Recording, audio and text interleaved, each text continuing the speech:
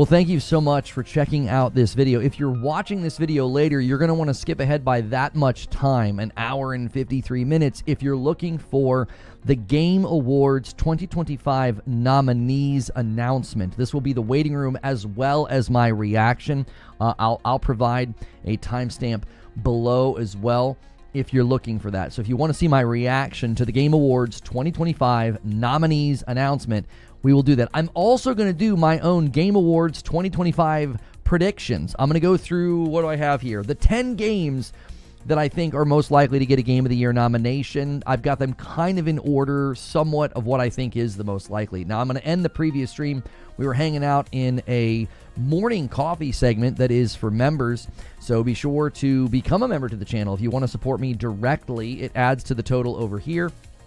It helps me do this full time, and then you get extra content. So I'm not going to make you go searching for my list of games that I think are the most likely to get nominated for Game of the Year. I'm just going to go through the list very quickly right here at the beginning. I didn't go grab a bunch of B-roll or trailers. I just wanted to make this very quick and fast for you because you're probably not even going to watch this. You're going to skip ahead to the nominees if you're watching this later. So the first game in my top 10 games that will be nominated for Game of the Year, this is the one that I think everybody knows isn't just a guaranteed nomination, but it's probably the one that's guaranteed to win, and that is Expedition 33. I think this thing is going to sweep. I think pretty much 2 entire award shows are going to be dominated by this, both the Golden Joysticks and this one. There's going to be so many categories where Expedition 33 pretty much takes the trophy. All of the performance, nominees are probably going to be their people. Directing, writing, art direction. It's got a lot of categories.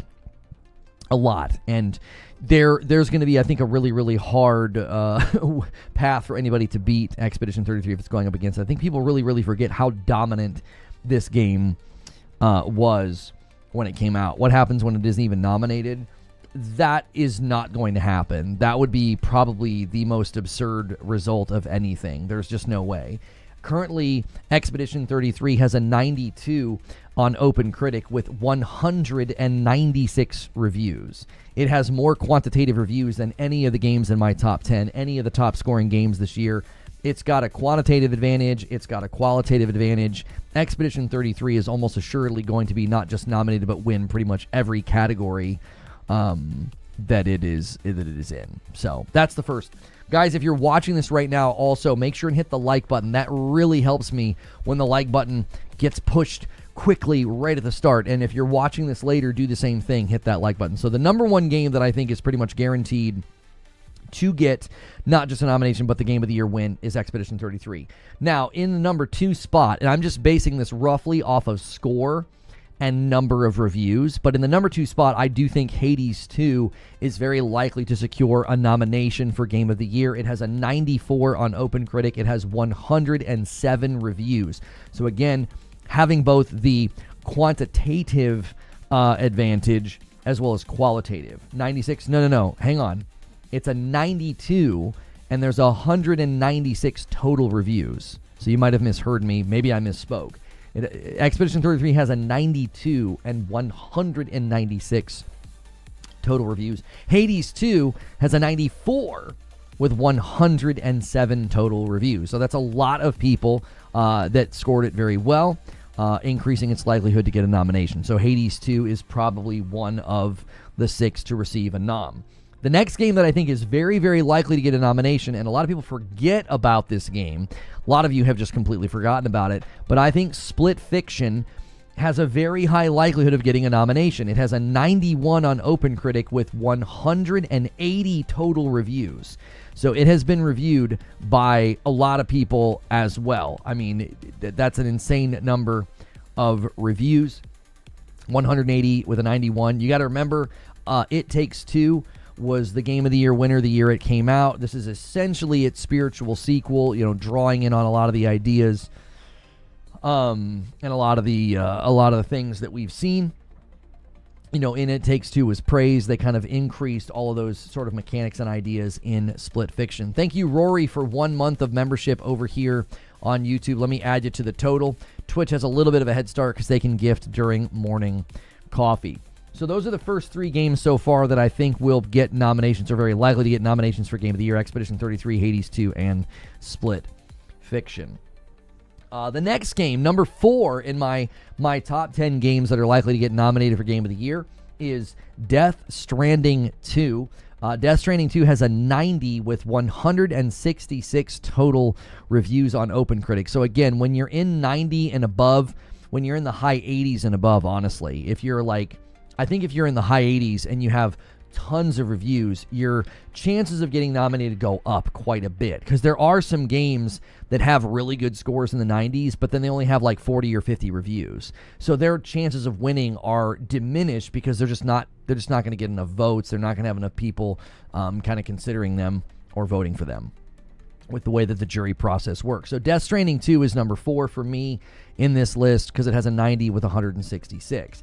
Now, the next game, number 5, the reason that I don't know if this one's a guarantee or not, even though I think this is likely to take a spot, is Hollow Knight Silksong. And this is an interesting game to me. It has a 91, but it only has 106 reviews on OpenCritic. Now, these other games that I've been listing to you, 166, 180, 196, both Hades 2 and Silksong have a markedly lower amount of reviews, like 107 for Hades 2 and 106 for Silksong. Some of that I think is related to the genre. I think Hades 2 is harder for people to give a holistic review because you've got to, beat the game. Silksong as well, hard to beat game, right? A lot of us put it down, not just because it was too hard. Some of us just didn't enjoy it as much as we were hoping to. So, the review outlets are certainly not hitting as high of a threshold for both those games in particular, but I still think both Hades 2 and Silksong are very likely to get nominated this year for Game of the Year. I think both Hades 2 and Silksong will show up in multiple categories regardless if they both make Game of the Year or not. The next game, number 6 in my top 10 list here of games likely to get a Game of the Year nomination, is Kingdom Come Deliverance 2. It has an 89 with 170 total reviews on OpenCritic. Kingdom Come Deliverance 2, in many people's minds, is one of the best RPGs probably since like Baldur's Gate 3 that you can play with a high level of freedom and a high level of choice. And so that game, in many people's minds, is one of the front runners for Game of the Year. I don't think it's going to be enough to topple Expedition 33, but Kingdom Come Deliverance 2 is very likely to get a nomination. As you guys are piling in, we're just sort of waiting an hour and 46 minutes for the Game Award nominees. And make sure you guys are hitting the like button. Try to get us to 100 likes. And so, yeah, Kingdom Come Deliverance 2 at number 6. Number 7 is one that I'm really torn on. And it's Donkey Kong Bonanza, the Bonanza, with a 91. It has a 91 with 161 total reviews. So it kind of feels like this year's Astrobot, like it's in like the family game, fun, whimsical Nintendo lane. Astrobot got to stand very tall because there were no big Nintendo games last year. This year you got Mario Kart, you got Donkey Kong, Kirby Air Riders isn't out yet, and Metroid's not out yet. So Donkey Kong's sort of the tall standing Nintendo family game right now. And I went back to it. I actually think Donkey Kong is about twice as fun by yourself. When you play with another player, my wife and I were playing it, all the challenges, all the stuff that you're supposed to do, it's just not as fun with two people because the other player can just be like a 50 caliber machine gun on your back, just like just annihilating everything. And I found that to be unenjoyable. So I took a break from it, went back to it this weekend, and I was like, this is such a good game. It's just fun. It's just enjoyable. So Donkey Kong, very likely getting a nomination in multiple categories and could get a Game of the Year nomination because, again, it has a 91 on OpenCritic with 161 total reviews. That's a lot of reviews. That's a lot of people who really, really liked it. It's interesting to hear a third list. Kind of Funny did a chat about games on Friday, and Death Stranding and Ghost both didn't make the list. Ghost of Yotei is actually my next game, number 8. Yotei has an 87 with 144 total reviews, and I think Yotei is going to have some things in its corner. If you take away some of the lower scores, there are an ocean of people who called it a masterpiece, who gave it a 9, who gave it an 8.5, who gave it a 10. For many people, it was to them a huge step up from Tsushima, or just another great, triumph from a PlayStation first-party studio. So I do think Yote has a chance, but the more and more games have come out, I think Yote's chances have really, really dropped. Number one, I think Death Stranding 2 is more likely to get the nomination given the scores, because Death Stranding 2 has a 90 and it has more reviews. Yote has an 87 with less reviews. So there's a mathematical disadvantage there. There's just less people probably going to vote for it. Kojima also, sort of looms large right now in the conversations about gaming and about innovation. People really like him. They really like his creativity, and the way he kind of views the world in games.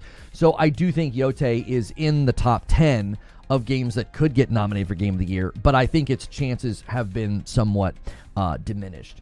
Number 9 is a late edition, but I do think you're going to see this game show up quite a bit. It's sort of like the other Expedition 33 this year, and it is Arc Raiders. Arc Raiders has an 88, only 64 total reviews, but it's probably going to have a lot of people say, hey, throw that game's hat in the ring for a variety of categories. Multiplayer, ongoing support, breakout title, all sorts of things that this thing could show up on those lists. So Arc Raiders could sneak in to the Game of the Year list. He's Jeff's best friend.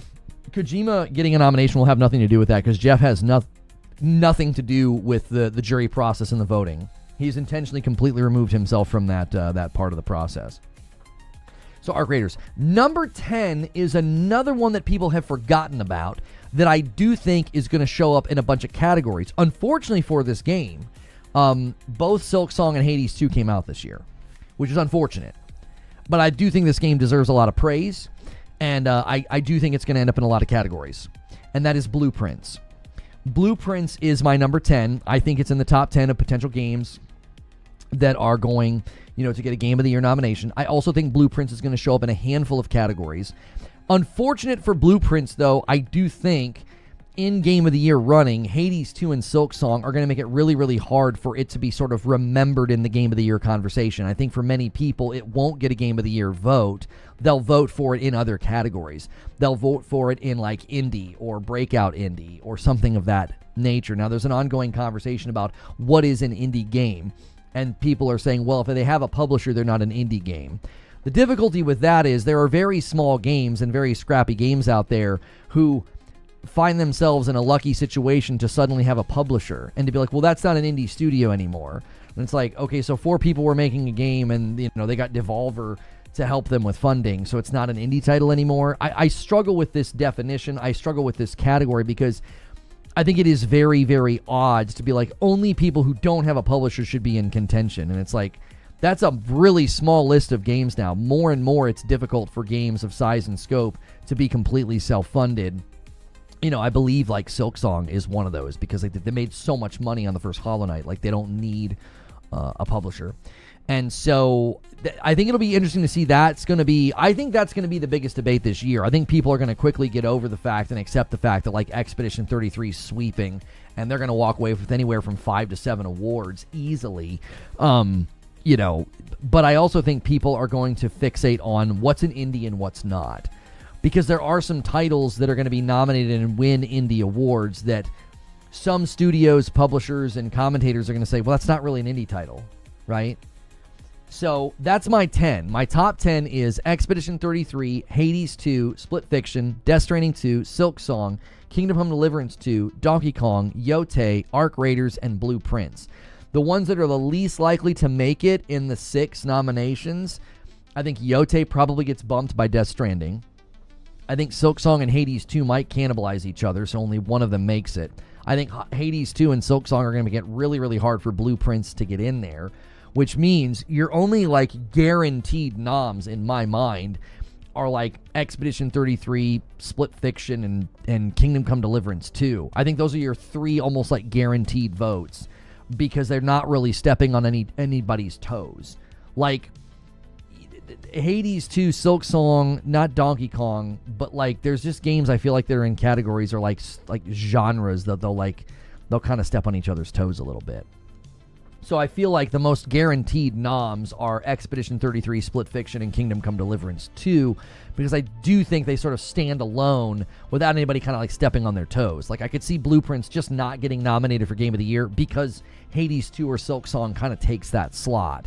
I could see Donkey Kong just slipping off the platform this year because it just doesn't really, it's hard for it to stand against such big production games or beloved games as just sort of a fun family platformer. But Donkey Kong has an incredible score with tons of reviews, so it could be one of the other just absolute shoo-ins. I'm going to be honest with y'all, outside of Expedition 33, it's just really hard to pick anybody else as a guaranteed nomination because it is such a competitive year. So that's about a 15-minute show open. Let's get the like count to 100 likes, boys. And I got some people to thank here. Dodevas renews and then drops the first 5 bomb of the week and gets us to 12. It's now 7 of 5. Hex had his birthday yesterday, and he said he wants a bunch of members today. And, yeah, I've seen these conversations circling about the PC, PlayStation thing. What's the most interesting revelation from this? I didn't do a video or anything about it. I think some people kind of scrambled to make videos, and I kind of like to wait to kind of see if anybody else is going to say anything. I like to let the dust settle when these are like rumors. And another 5 bomb comes in from Wired Rope and takes the lead back for Twitch. It's now 10-7, and we have 17 members on the day. And Jack Garland with the VIP over there on YouTube. Hope Last Defense Academy at least gets a nom for Best Narrative. 100-day scenario with 100 endings. Branching story routes include zombies, coming of age, slapstick comedy, etc. I've not even heard of that. So, yeah, guys, put your list in the Discord and the chat and stuff, and I'll look at those in a second. But the thing that nobody's talking about with the rumors, so I'm not going to drop names because I don't think that's the interesting aspect of this. The interesting aspect is there are people from all corners of gaming coverage that are saying, oh yeah, I've heard that. Oh yeah, I've heard that too. Oh yeah, I've heard that. So they're all essentially saying that PlayStation is at some level considering, discussing, thinking about like slowing down PlayStation games coming to PC or not doing it. One statement was like, oh, they would much sooner just stop doing it before they ever do day and date. Okay. This is the question that I have. Okay. If these, people that are covering gaming and are like insiders and connected, they're hearing this, why would they continue to push the narrative that exclusives are going away and archaic? I think that's my question. That's really the only thing I came to. I was like, none of this seems concrete. None of this seems solid. It seems like very much like early rumblings, whispers, rumors. Nothing really to even... I was like, I can't make a video on this. There's not much to it. But what I find interesting is you're all hearing this, and yet many of you are still saying that, like, no, the industry's moving away from exclusives. But why would you say that if one of the biggest companies out there making games and having a platform is considering dialing back their strategy on PC? It just seems odd to me. It's like, so you're connected, and when we heard whispers and rumors about a Black Myth secret exclusivity deal, well, everybody runs with that and covers it and makes articles about it. But when you hear whispers and rumors that PlayStation might be dialing back their PC strategy, nothing. No articles, no blogs, no comments, no change in narrative. That's it. That was the only thing I thought of. Was like, this seems kind of weird to admit that you're all hearing this, but you're still telling everybody that exclusives are antiquated and going away, and the industry's moving away from them. That was the thing that I thought. I was like, that's kind of interesting that you're hearing the opposite. You're hearing the opposite from rumblings, rumors over here at PlayStation. So I was like, I don't know why you wouldn't say, hey, there's a big possibility that maybe the industry's not moving away from exclusives, because I'm hearing that one company might be completely changing their strategy on PC. It's all unconfirmed. It's all rumors. So, I'm not saying anybody needs to, do an expose or an article or a video. I just found it to be a little bit strange. It was like you're treating these rumors very differently than you've treated other rumors. Just weird, Just kind of weird. That's all. Let's look at some of the lists you guys have compiled here. Edward Hulse and Biggie Smalls with renewals here. Biggie Smalls hits 30 months, bumps the line to 19. We're going to hit 20 now. We're a 5-bomb away from the first 25. It's a dead even tie, 10-10 between the platforms. Biggie Small says the Alters is slept on. It's my sleeper pick. I bet you the Alters shows up in a couple of categories, Biggie. Not Game of the Year, though. Edward Hull says, big week ahead, Game Award nominations, Golden Joystick Awards on Thursday. The end of the year, awards season's about to heat up. Thank you, Edward Hulse. New month, guys, check your prime, says Wired Rope. New month, check your primes. It's just a guy talking on the internet.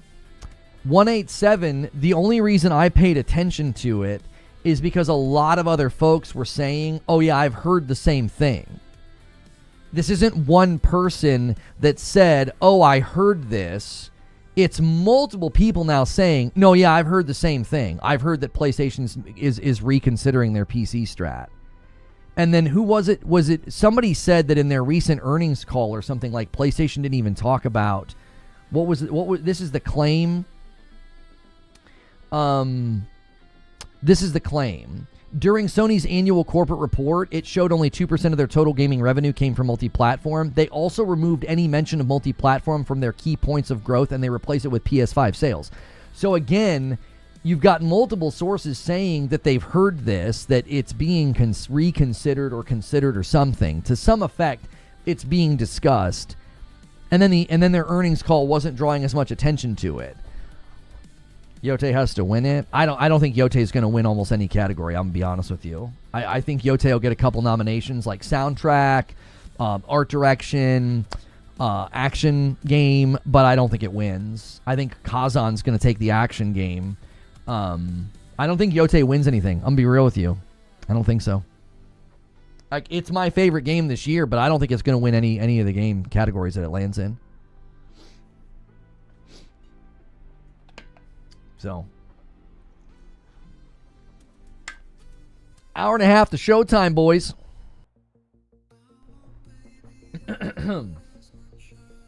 They got all this information from the same person, though.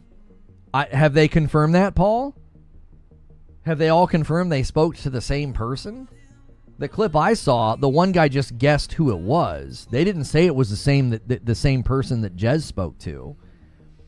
Jez started it on the podcast saying he had spoken to somebody and basically said, yeah, there's rumors that they're backing off. And then now all these other folks are weighing in saying they've heard similar rumblings that, like, so he's saying they spoke to the same person. Well, then that isn't necessarily corroboration from multiple sources, but it means that they both heard from the same person. Like, they're not making it up, I guess is what I'm saying. Right? They're not making it up. It's like, oh, I heard. It's like, well, if they both heard the same thing from the same person, then I would say they're telling the truth. That doesn't mean the information is good, but it means that, somebody's not making something up, would be my point. Fuzzy renews for 48 months. Let's be real. Kirby Air Riders is sweeping. There's no point in talking about the rest of the games. What's funny is people kept invoking Kirby Air Riders, and Kirby Air Riders isn't even going to be out in time. It's not even going to be out in time. Most people said Astrobot had no chance last year. Most people, uninformed people, might have said that. Anybody with a brain knew that Astrobot was going to win.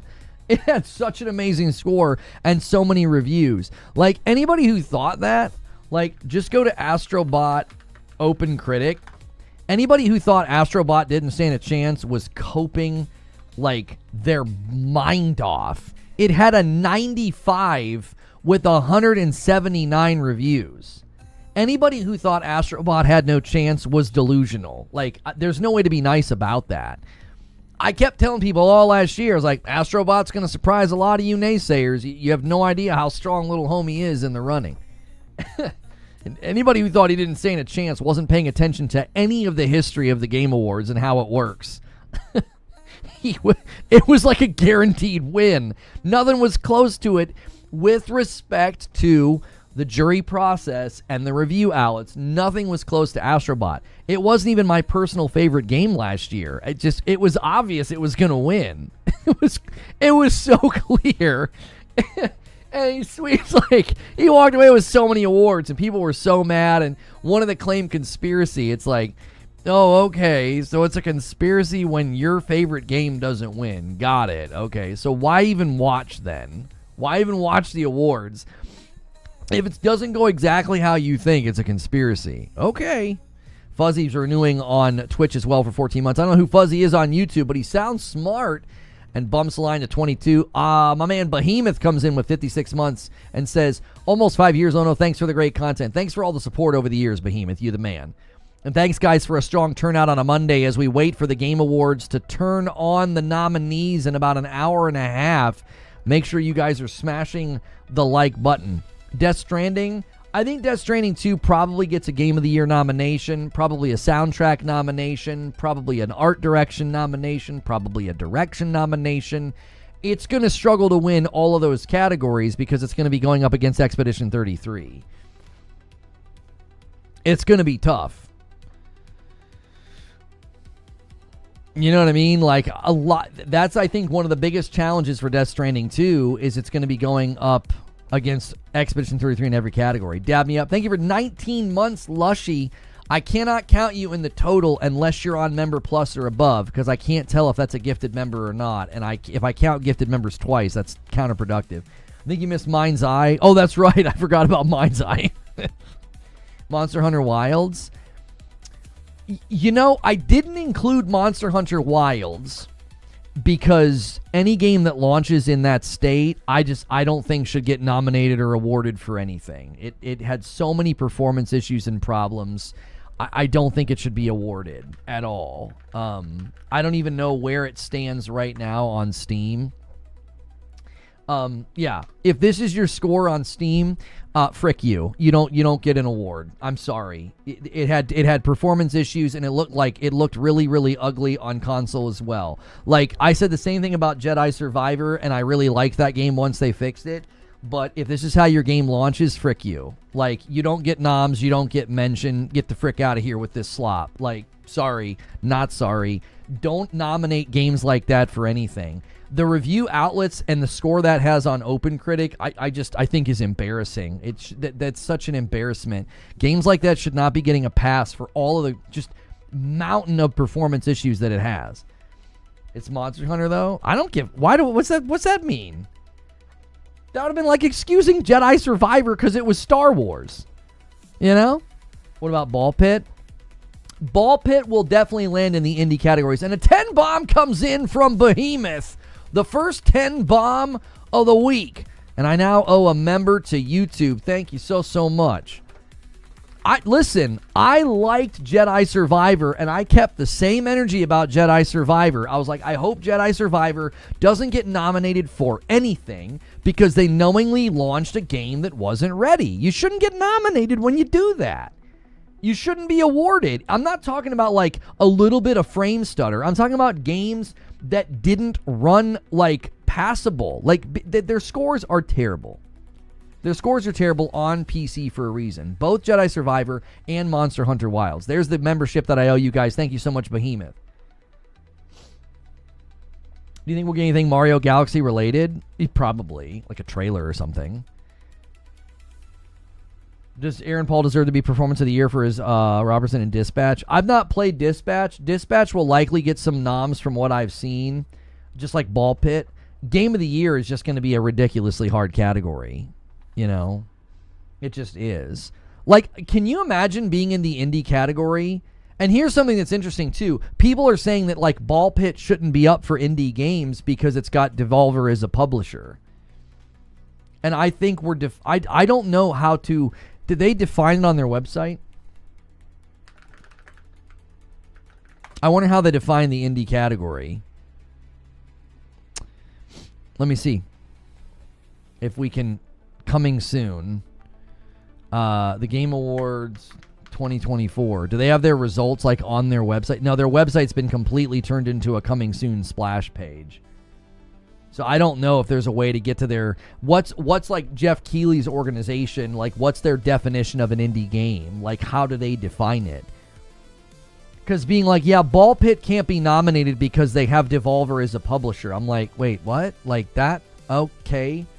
That means that like your indie category is going to be Mega Bonk, Escape from Duck Off, which are great games, by the way. I'm not saying those are not good games, but it just seems wrong for something like Ball Pit to not be included. I don't know. I get where people are coming from. They're like, that's not an indie title. They have a publisher.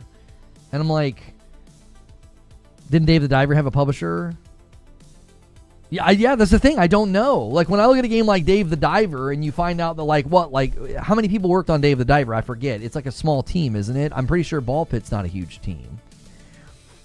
I don't know. Maybe they need to come up with new categories. Instead of calling it indie, maybe it should be like small team or something, and then have your indie category. Like, have your indie category. If you are strictly independent, no publisher, there's a category for those folks. But I also think there should be a category for small developers because, yeah, wasn't Balatro published by somebody? Do you really think Balatro's not an indie title? Like, I just don't know. Deep Rock Galactic Survivor did hit 1.0 this year. It could get nominated for some stuff. Balatro publisher. Yeah, Balatro's published by PlayStack. Now, independent game publisher developed to bring back exceptional indie games and players nationwide. Do you see why this doesn't work? So PlayStack is a publisher, but they claim to be an indie game publisher. What the frick does that even mean? If you're going to say, do you know what I'm saying? If we're going to say, well, no, it can't be an indie game if it has a publisher. And this publisher's like, we publish indie games. What the frick? What does that mean? How do you publish something that's not supposed to have a publisher? If that, I'm saying if that's the definition. Yo, what's good? Hello, Dad. Or Hollow Dad. Late to the stream this morning. How you liking WWM? Huh? Oh, Where Winds Meet. I only played it that one day. I wasn't able to play over the weekend because I was doing streams with y'all. Friday night we did a stream with y'all and played Arc Raiders. Saturday we did a stream in the Discord with Arc Raiders and played with you guys. So Madam and I didn't get a chance to check out Where Winds Meet. I didn't get to play. I'm not complaining. I was having fun with you guys, but we were playing Arc Raiders. Publishers don't affect game quality. The word indie has lost all its meaning. Actual indie games are often ignored. Eugene says, the problem with Dave the Diver is that team was owned by one of the largest publishers in the world. That's why I think we need a small team category. Like less than 100 employees or something. Less than 75. I don't know what the number is. We publish indie games, creates a paradox warp hole that consumes the world. Right. Because, like, a game like Dave the Diver deserves to be nominated and recognized. It does. It deserves to be recognized. But, like, I kind of agree with the people that are like, well, if it's got a publisher, though, how is it independent? Missed the first part. The traditional definition of indie doesn't mean you can't have a publisher. It means you aren't owned by a publisher. Could you explain to me why you think there's a difference, Eugene? Why does the ownership change the relationship? Because I don't think Devolver owns any studio, right? They just publish games.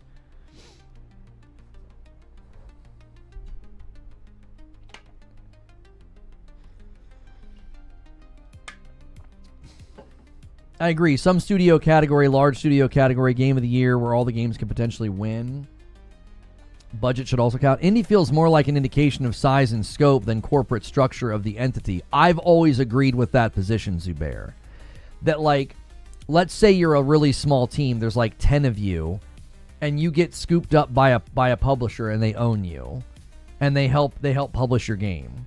I don't think that should knock you out of contention for Indie Game of the Year, because if your game is made by 10 people and looks like, smells like, walks like an indie game, it's like, nobody's going to look at a game like that. Like, imagine that Ball Pit, like, this is a total hypothetical. Let's imagine Ball Pit got scooped up by a publisher like the month before it releases, and they've now got some protection, some ownership, some funding, some marketing, and everybody loves the game, and you're like, yeah, but you're not in contention for Indie Game of the Year because you're now owned by a publisher. It's like, what the frick? Like, what is that? Huh? The developer is still on its own. It doesn't have the support of the publisher holding it up. If the game fails, the dev fails. Is the spirit of the category more important, though? Isn't the spirit of the category more important? Like, sure, if you're owned by a publisher, you're more protected in the realm of business, but aren't we recognizing the game? We're recognizing the game, not the corporate structure. We're voting and nominating games, not corporate structures. Like, well, you know, Dave the Diver is owned by a big publisher, so it shouldn't get nominated. Wait, what? If it's a small team, small budget, I don't care about the corporate structure. I care about the game and the team that made it. Small teams isn't the spirit? I disagree. I think this is subjective. I don't think this is an objective, hardline thing. I don't. This is totally a matter of opinion. I think the spirit of indie game has way less to do with corporate structure. By that definition, Astro should be indie. I mean, that creates conundrums. You're not wrong, because Astrobot certainly should not be considered an indie game. That's why maybe this gets cleaned up if you have small team category, small dev studio category. So a team like Astrobot can be recognized for being a small team that made a great game, but they're not stepping on the toes of like an indie studio. It doesn't look like or feel like an indie. Yeah, but now we're getting into very subjective territory. Like, Dave the Diver and Astrobot are both owned by big publishers. We will all agree, I think, at some level, there's an inherent quality to Dave the Diver that looks and feels indie, and Astrobot doesn't. But I just wonder if this all cleans up if you say, we should have a category for small dev teams, and then the indie category gets cleaned up, and it's only studios not owned by a publisher. If you have a publisher, that's fine. Like, there are small publishers out there, like PlayStack published Balatro, but PlayStack publishes indie games. Like, they look for independent studios to help publish their games. Like, that shouldn't take you out. Or repeat what I said above. We know it when we see it. We all agree based on the four corners of the game. Ownership of the studio is a clean break. I actually kind of agree with what Eugene is saying. I think I'm being persuaded that we need a small team category. Less than 75 employees, you should get nominated if your game is at like an excellent quality and takes the world by storm, because then you could have games like Astrobot, you know, Balatro, well, maybe not Balatro, like Ball Pit. Well, Ball Pit's not owned by Devolver, so Ball Pit should still be up for indie game. Is Absalom eligible? I'm not sure who published it. Nemesis Undead with 24 months. 2 years. Wow. Hey, if you are paying for your own membership, consider bumping up to Member Plus. That way I can count you in the total every month. I can't tell if that's a gifted or not. A $5 super chat from Neo Reaper. Chances Expedition 33 wins Indie Game of the Year. I think that's why this is going to be the most debated topic this year. I'm predicting the most debated topic after the Game Awards isn't going to be whether or not Expedition 33 deserves to win Game of the Year. It's going to be whether or not Expedition 33 should be in the indie categories, because, I mean, I don't think they're owned by anybody, so that would mean, yeah, they had a publisher, but they're still a scrappy little studio that, you know, did a great job. We're at Expedition 3 because they're a small team, but they outsource. I mean, outsourcing has nothing to do with it. They got a publisher. Okay, Sandfall got a publisher, but Sandfall's not owned by a publisher. There are no indie games. Indie literally is corporate structure defined. I just don't know. It's... Sarah Bond did an interview with Fortune Magazine and VGT Gaming News. Has some details on Twitter. No idea if it's new. Haven't seen it before. I've not heard about this interview until just now. So I'm not sure what it's about, or if she said anything new. If you guys are hitting the like button and you're hitting the subscribe button, thank you so much for doing that. I run a Safe for Work channel Monday through Friday, so if you like gaming news and you like to listen to like a podcast during the day about gaming topics, you can subscribe to the channel and be here Monday through Friday. If you decide to do a membership, that supports me directly and it gets you into my Discord. Yo, it's good, Cat Uncle. You've not missed much, just debate back and forth about Game of the Year and indie titles and what's an indie and what's not. Lone Wolf thinks Expedition 33, Hades 2, Split Fiction, Death Stranding, Donkey Kong Kingdom Come Deliverance, and Ken's got a very similar list. Expedition 33, Hades 2, Silksong, Donkey Kong, Death Stranding 2, and Ghost of Yotei.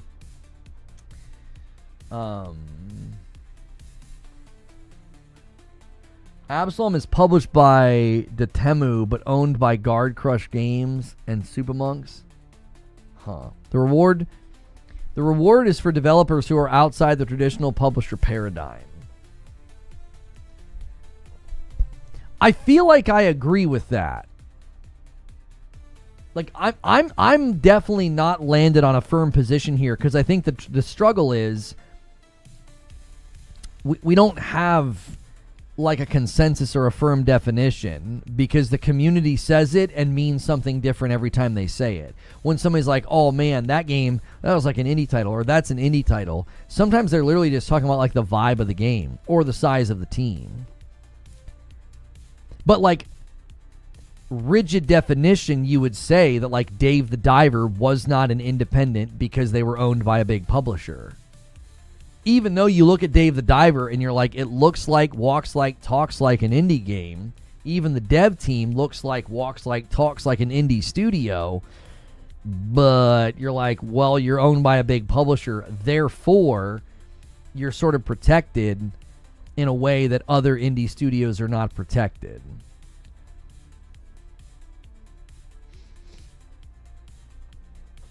I think indie games brought to market through a self-published grassroots effort should be recognized.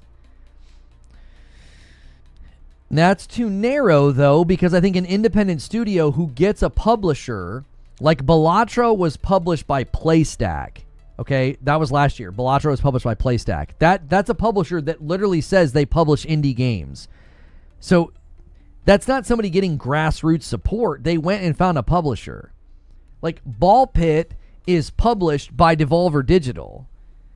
Should Ball Pit not be in contention because they have a publisher? I just don't think so. I don't think I agree with that. I think the ownership line is the cleanest line. If you're owned by a publisher, you're protected in a way that other independent studios are not. Just because you procured funding doesn't mean you're protected. Because, yeah, they helped pay for your project, but if your game doesn't do well, you're in trouble. Like, imagine right now that Ball Pit flopped, bombed, people gave it a terrible score, and they didn't make good money. Well, they're now in a bad spot because they don't have an owner. They're just sitting there like, oh, well, okay, we either get and procure funding for our next project, or we might have to close up shop. Balatro Dev had to begin development of the game, get far enough along in dev, and then show proof to a publisher in the hopes they pick it up. That's why getting picked up by a publisher for the funding isn't the same as being owned. If a publisher never picked it up, they'd be effed. Right, you wouldn't be able to get it the word out as easily or finish the project sometimes. What if the indie game was a passion project by like 4 people? What ifs don't matter. We need definitions, not like anecdotal what ifs. Like, I'm saying that I don't know if you can say something's not independent purely because it got funded by a publisher. Does that make sense? That can't be it. Because there are plenty of small studios, scrappy projects. In your case, what you're asking about is a passion project. There are plenty of games like that find a publisher to pay for the game. That doesn't mean it's not indie. You know what I mean? Like, oh, hey, we got this great game, proof of concept. Me and my 4 buddies built it. We got funding from this publisher over here. You're not indie anymore. Like, wait, what? Like, how does that work? By the way, friends of mine were talking about coffee last night and the price of buying coffee has gone up so significantly, we are moving through our medium roast and our light roast inventory. These are high quality bags, high quality coffee, tear and reseal. This is not white label. I know people have enjoyed lying about that and spreading that rumor. This is roasted by a company, flavor matched to our liking, and then it's bagged and shipped to me. We ship it to you. So I pay for this to be made, and then you buy it. Our light roast and our medium roast is $10.95 a bag right now. That's the cheapest you could probably get coffee anywhere for a 12-ounce bag of coffee. So use the coffee command or go to reforgeroast.com. That is not a sponsor, by the way. This is something that I have paid for, and my wife and kiddos bag it up and ship it to you. So it's basically a small business that we run alongside, obviously, of me doing content. But if you're a coffee drinker, that is a great deal right now, and you're helping us move through the inventory. We are going to strip everything down to just the dark roast going forward because of rising costs on all sorts of things. It's not conceivable for us to do 3 flavors anymore. Y'all were just randomly talking about coffee. Well, I got a friend who roasts beans, and they were just talking about the price of coffee. It was like me and all my guy friends, all my men. We were just talking, and coffee came up. So it's indie coffee. That's right. This is indie coffee. Support the best indie coffee on the market. Devolver funds and publishes a lot of indie games. That's their whole thing. And they're such good games. I wouldn't knock an indie because it got funded by a publisher. Since we can't see the website, this is from the website. Okay, thank you. Broken Surprise found the definition here of how the Game Awards defines indie. Thank you. Per its own description, the Game Awards considers any game indie if it has a high degree of risk tolerance by its creators, produced outside the traditional publisher system. So now we have another thing that needs to be defined. What do they mean by traditional publisher system? Did they mean owned by a publisher? Is that what they mean? Or when they say traditional publisher system, what do they mean? They mean like, well, you got published, so you're now you're not an indie. Me and the men. That's right. His friends were talking tariffs and Lono shut them down. No politics in chat. Yeah, right. Sounds subjective. It does sound subjective. What do they mean by traditional? By the way, if you guys are just tuning in an hour and 7 minutes, you will be able to watch the Game Award nominees right here with me, so don't go anywhere. Hit that like button. That helps me, and it helps more people find the stream. Hit the subscriber button. That way, you can enjoy my content beyond just today. They're not even keeping to their own definition. Are you saying they're not keeping to their own definition because Dave the Diver was nominated, Eugene? Is that what you mean? It's not white label anymore. Shut the frick up, Fuzzy. Those stupid white bags. Indie games are defined by being made by a small team that can have up to 30 people with small budgets that aren't backed by large publishers like Ubisoft. A 10-man team owned by a large publisher is not taking a risk. Lono is not up for nomination for Indie Coffee. He doesn't roast them himself. That's right. That's right. That would be... I don't want to defraud anybody. Really, really quickly, though, if you guys have not hit the like button yet, we really need to see that hit 200 likes. That is extremely helpful. I know it seems weird, but it's true. So take a quick second and smash that like button, boys. I searched Game Awards 2025 and your stream was the first to pop up. Well, that is super encouraging. Thank you so much for finding me here. The Game Awards 2025 incognito. Yeah, there we are. There we are. We're above the actual stream. This is something we do commonly. If you've never been here before, I keep it safe for work, and it's like a podcast live discussion about gaming. If there's an event going on, like a state of play, the Game Awards, something like that, we do what's called a waiting room. It's like we're all waiting for it to happen. Why not just hang out and talk about what's going on in gaming together to pass the time? So that's why you should consider hitting subscribe. Get in my Discord if you decide to do a membership here. $6 a month will get you a member plus and then you'll get into the Discord. You'll get into my extra content and my, streams. I do like a stream with my wife where she reacts to gaming news. She's even played some Arc Raiders with me. So that's a great reason to get involved and support here. And double check that it's saving your likes, because it only went up by like 5 likes. So make sure that you guys are doing the thing. Xbox Room. Yeah, there's apparently an Xbox partner stream this week that we will likely co-stream and cover and watch as well. And that'll be fun. We like to cover Xbox events, Game Awards, anything Keighley does, Summer Game Fest. I like Keighley's events. I think he does a good job. PlayStation State of Plays, things like that.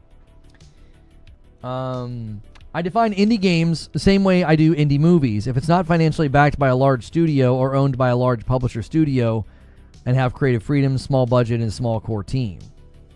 Here's the dilemma, Christopher. What do you do if a small team with a small budget gets funded by a big publisher? What do you do in that scenario? They're not owned by the publisher. What do you do? Let's just say, I'm just throwing out a hypothetical just to do like a thought experiment. What do you do in that scenario? Because you've got this small team, you've got this small budget, and they go to a big publisher and say, hey, we think we've got a winning ticket here. Will you help publish our game the rest of the way? We're running out of money, and we need some funding. Are they suddenly not indie? I'm not talking about a buyout. I'm not talking about ownership. I'm talking about funding, which happens all the time. I think it does happen all the time, yes. I have a question. What's the command again? !Q, and then a space, and then put your question, or ! Question. A $5 super chat to Neo Reaper. Have you thought about doing your own award show? No, I have not. I'm not like taking a shot or throwing shade. I'm not a fan of the anti-shows that folks do. Like, they do their own show as like an anti-show. I'm not judging. I just am not a fan. Like, I wouldn't consume that kind of content, and therefore I wouldn't want to create that kind of content. I know you're not asking me to do that, but I feel like that's kind of how it comes across. And people are free to make the content that they want. I don't consume it, and I certainly don't want to make it. That's kind of my stance on it. I mean, if somebody wants to do their own show, I think they're totally free and clear to do that.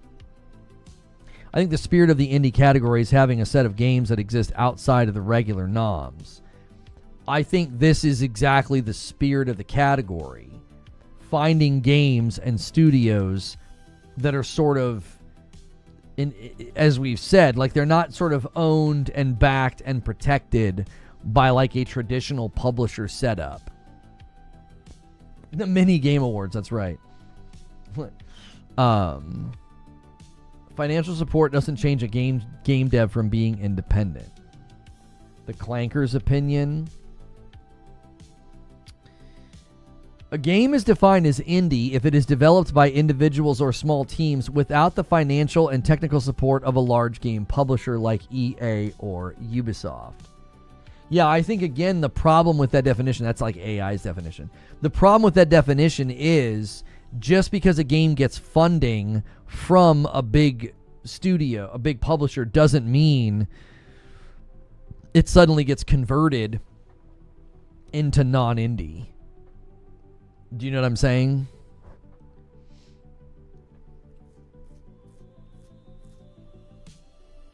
Did you literally spell out the word Q? I cannot believe that this is the second time that this has happened. So, I want to interview you.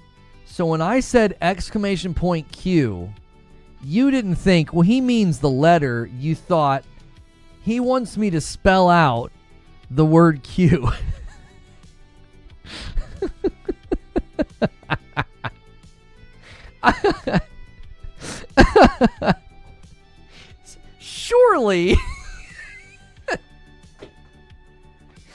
Surely he means to type out the word Q, not the letter. You're not a native speaker? Oh, I love that. That makes it even better. There is something that is charming about that, and it makes me happy. It really does make me happy. Let me answer Hilly's question and then clear the queue. All right. Let me clear the queue. Hilly says, "Do you feel like 2025 is the best year in gaming since 2020?" I would say this is one of the best years in gaming that we have had in a very, very long time. In a very long time. If you guys want to submit questions, just use !question. So freaking dumb. I love it. I love it. Oh my gosh. Thank you for... Oh, never mind. I already read that. Oh gosh. Can we go ahead and make a new Q and Q commands? I mean, we might as frickin' well. It's so funny. Oh man. You know what's funny is like I would probably struggle to spell Q like the first time. I would probably mess it up and like autocorrect would save me, which is even funnier because like it's kind of an awkward word. You know, when you see it, you know it. You're like, oh yeah, it's just UE, like, you know, QUEUE. Oh, so Xbox is doing something on the 20th at 10 a.m. Pacific. Okay, so we will definitely cover this as well. Guys, this is a great reason to subscribe to the channel. This is a great reason to subscribe to the channel. Let me just show you this. This was just announced. So on November the 20th at 10 a.m. Pacific, that's 1 o'clock Eastern, okay? Very similar structure that day to today. We will do a waiting room. We'll chill out. We'll hang out. We'll watch that. We will likely do a redirect that day. Today, I'm not going to do a redirect because I don't necessarily think we need like a separate stream for the nominees. But for a show like that, I think it's good for us to do like two separate shows. I think I'm going to change the Q&A command to ask. LOL, Q and question have proven to be problematic. Yes. We should just make it ! Derp. You know, Dum dum. No, I'm just kidding. Amariachi is the textbook definition of what independent production is. Oh, you're getting into like movies and stuff. I mean, what's my game of the year? Thank you so much for the $5 super chat. I didn't set a super chat goal. Let me do that now. What the heck is going on? It won't let me do the goal. I can't. Man, YouTube is really struggling today. Let me see if I can do it on another browser. I don't want to refresh this browser and get like a white page like I got before. Oh no, it's totally broken. Different browser. I've got Firefox on one and Chrome on another. Different browser, different computer. I cannot set a goal. I can't set a super chat goal. I am sorry. I don't know what the frick's going on. YouTube's having an issue today on the front end. Guys, make sure the like button's working. Give it an old test-a-rooney there. Try to get us to 200 likes. We're at 57 minutes. Let's try to have 200 likes before the first hour of the show is over. What's a word that no one can screw up?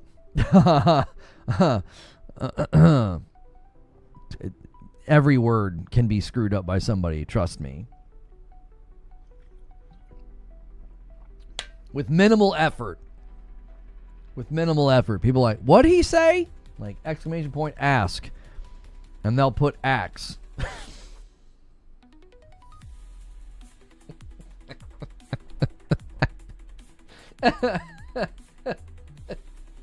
Listen. You don't need to leave or cancel me or, rescind any of my invites for that joke. I think that joke was fair. I think that was fair. I think that was within in the confines of fair game jokes. Okay. Where'd you get that shirt? It's pretty sick. Yeah, it's a Pulp Fiction Cuphead mashup. I think I got this one from Ripped Apparel, but I think they changed their name. I think they changed their name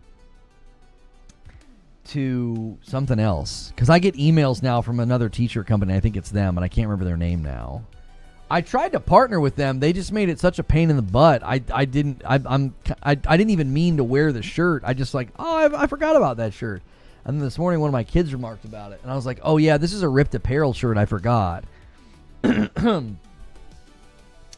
So I use an example of what an independent production is because the same way I define independent video game production.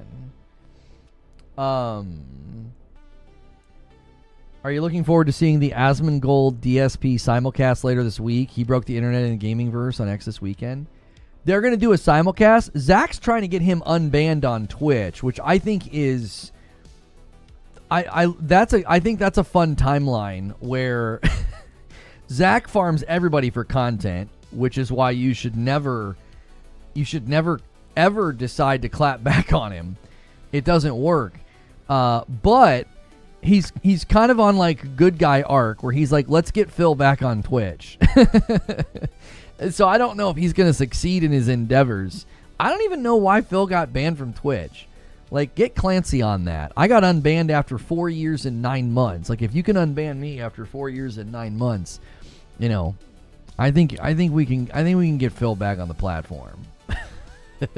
I don't even actually know why he got banned. Does anybody know? I don't even know the story.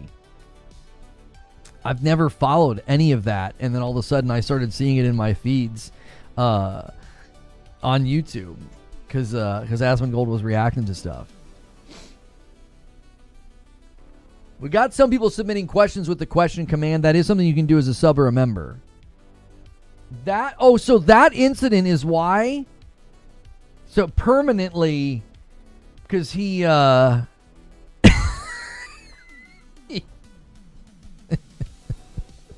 Come on.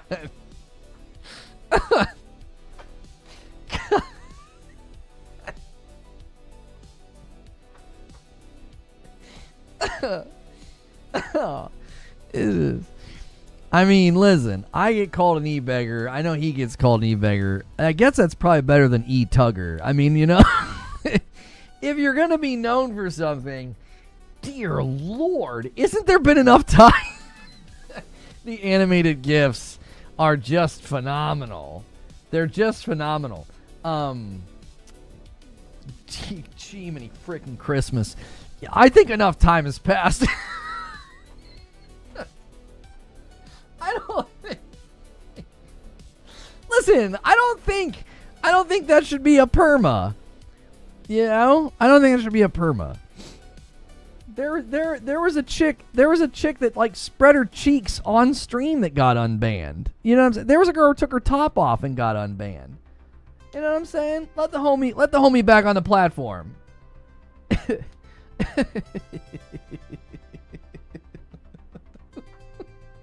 Let him, come on. There's been far worse on the platform.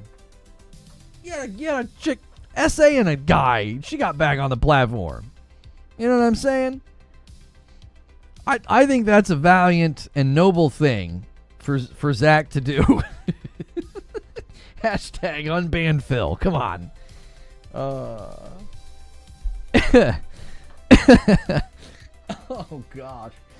All right. Well, that's not the topic of today's stream. Guys, thank you for 200 likes on the stream. Let's check the question command here. Let's check the question queue. So Christopher Burnett says, my 6 games for Game of the Year are Expedition 33, Death Stranding 2, Kingdom Come Deliverance 2, Silksong, Silent Hill F, Donkey Kong Bonanza.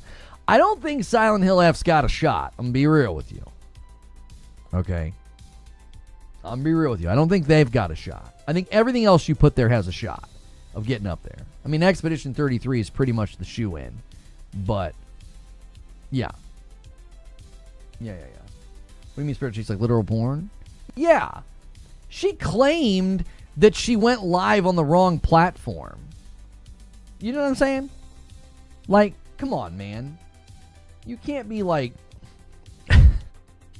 I can't do this because I'm gonna wander into territory that we need to stay out of, okay? Like, my man got perma'd. I got hit with a 4-year, 9-month. And the platform's like, you know what I'm saying? If you're a woman, you can threaten the headquarters of the company, essay somebody, or take your clothes off and get back on the platform. Come on now. Anyway, let's go here with Dante's question. Can you clarify something for me? Weren't multiple studios involved in development of that game? Some are still claiming it was a team consisting of like 20 people. What game are you talking about, Dante? Are you talking about Expedition 33?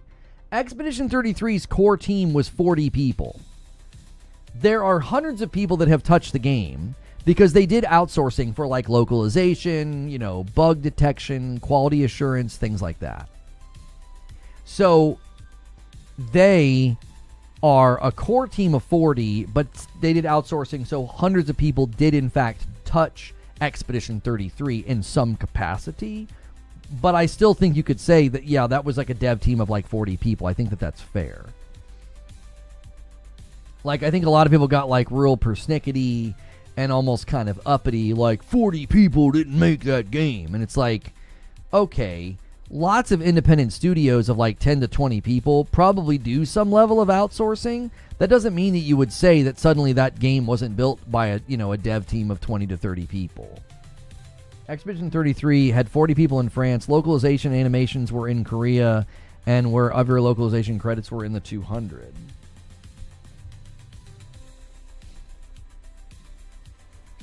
Have you eaten today? If not, get yourself something to eat after. Huh? That's random. I had breakfast. Why are you telling me to eat?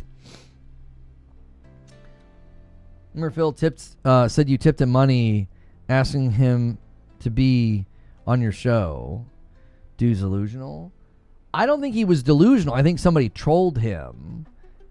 You could impersonate people really easily on YouTube for a while there. So I think somebody literally used the name and the avatar and it looked like me. Now you can't do that because I have the check mark. So if I show up in a chat on YouTube without the check mark, you know that it's not me. It's somebody that's doing impersonation.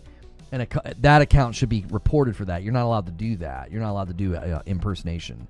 Because that's how scams get circulated and stuff. So food is good and it's that self-love kind of thing. Always got to check on people, you know? What am I doing that you think indicates I need food? Like we're laughing and having a good time. What on earth? Usually when you tell somebody like get a Snickers or a snack or something, it's because they're being grumpy. Like we're just laughing. We're having a good time. Woke game of the year. Well, according to the anti-woke YouTubers, all of them. Yes, all of them, because every game was woke. Split Fiction, Kingdom Come Deliverance 2, Monster Hunter Wilds, Death Stranding 2, Ghost of Yotei, all of them. Yeah. Every game. It's a lot. I don't know how they're all going to carry the awards home. It'll be tough. It'll be tough, but they'll figure it out, I'm sure.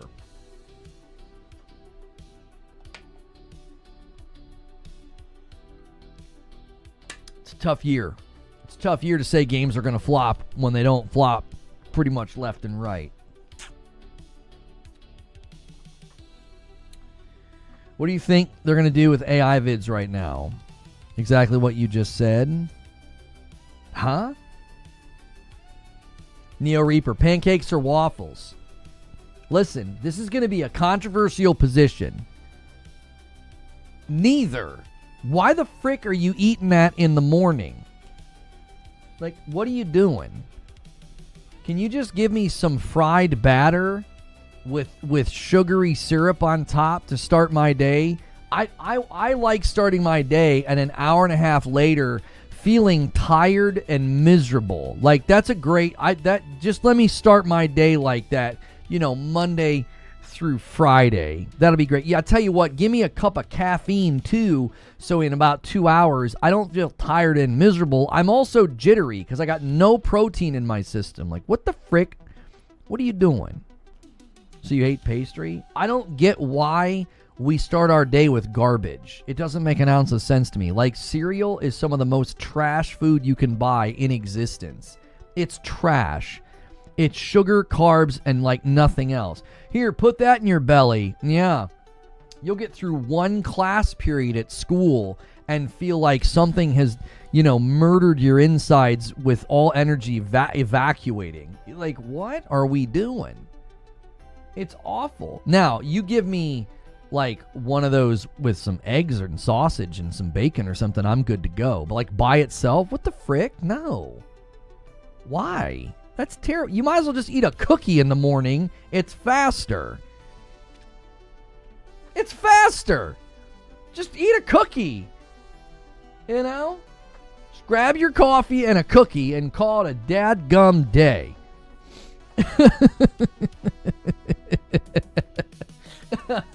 I can't do it. What's your ideal breakfast? I mean, you got to have a protein base. What are we even talking about? I like sausage in the morning. Hey, pause. You give me like a sausage bagel sandwich, I'm good to go. Nice mix. Get some cheese on there too. A little bit more protein. Have that with my coffee, I'm good to go. You give me some waffles or some pancakes in the morning. Like 2 hours later, I'm like, why did I do this to myself? I'm just tired and I feel terrible. Have you not heard of second breakfast? I know I'm short, Zubair, but I'm not a dadgum hobbit, okay?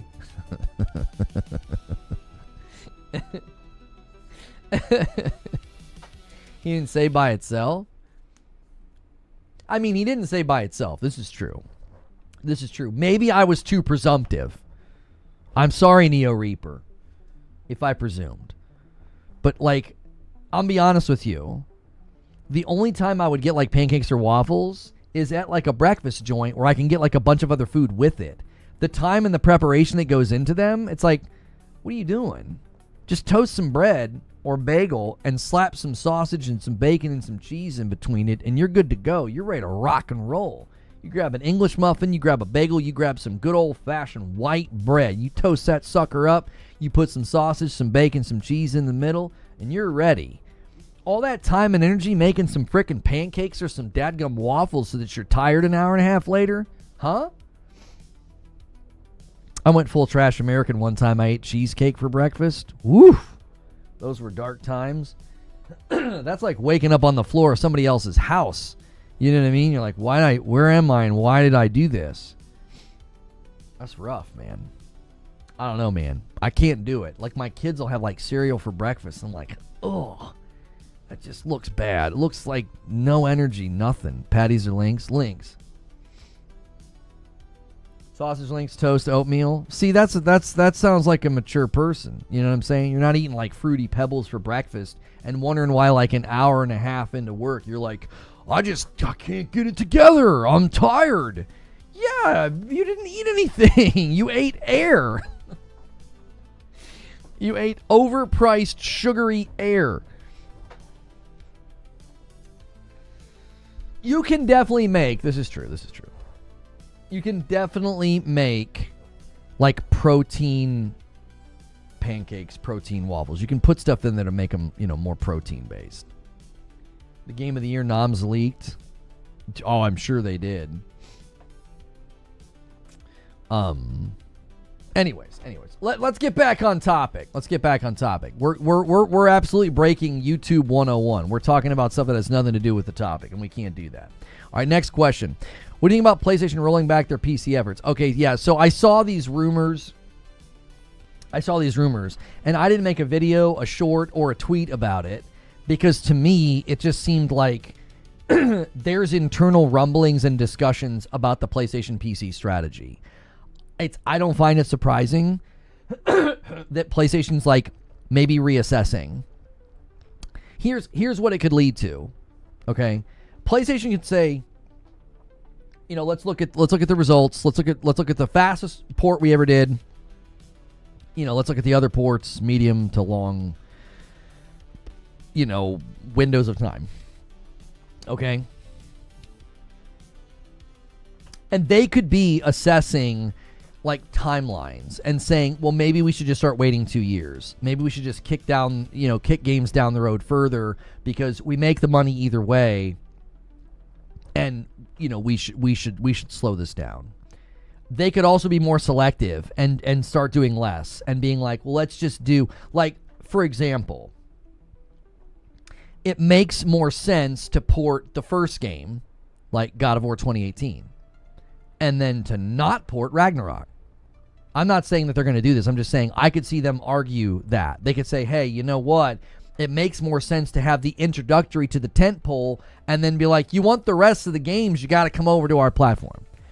There's also the possibility that they're looking at this launcher that people are talking about. Like there's rumors there could be a launcher, with the cross-buy. Maybe the conversations about PC are actually about Steam. And they're like, we can start hitting games to the launcher first and then Steam later, okay?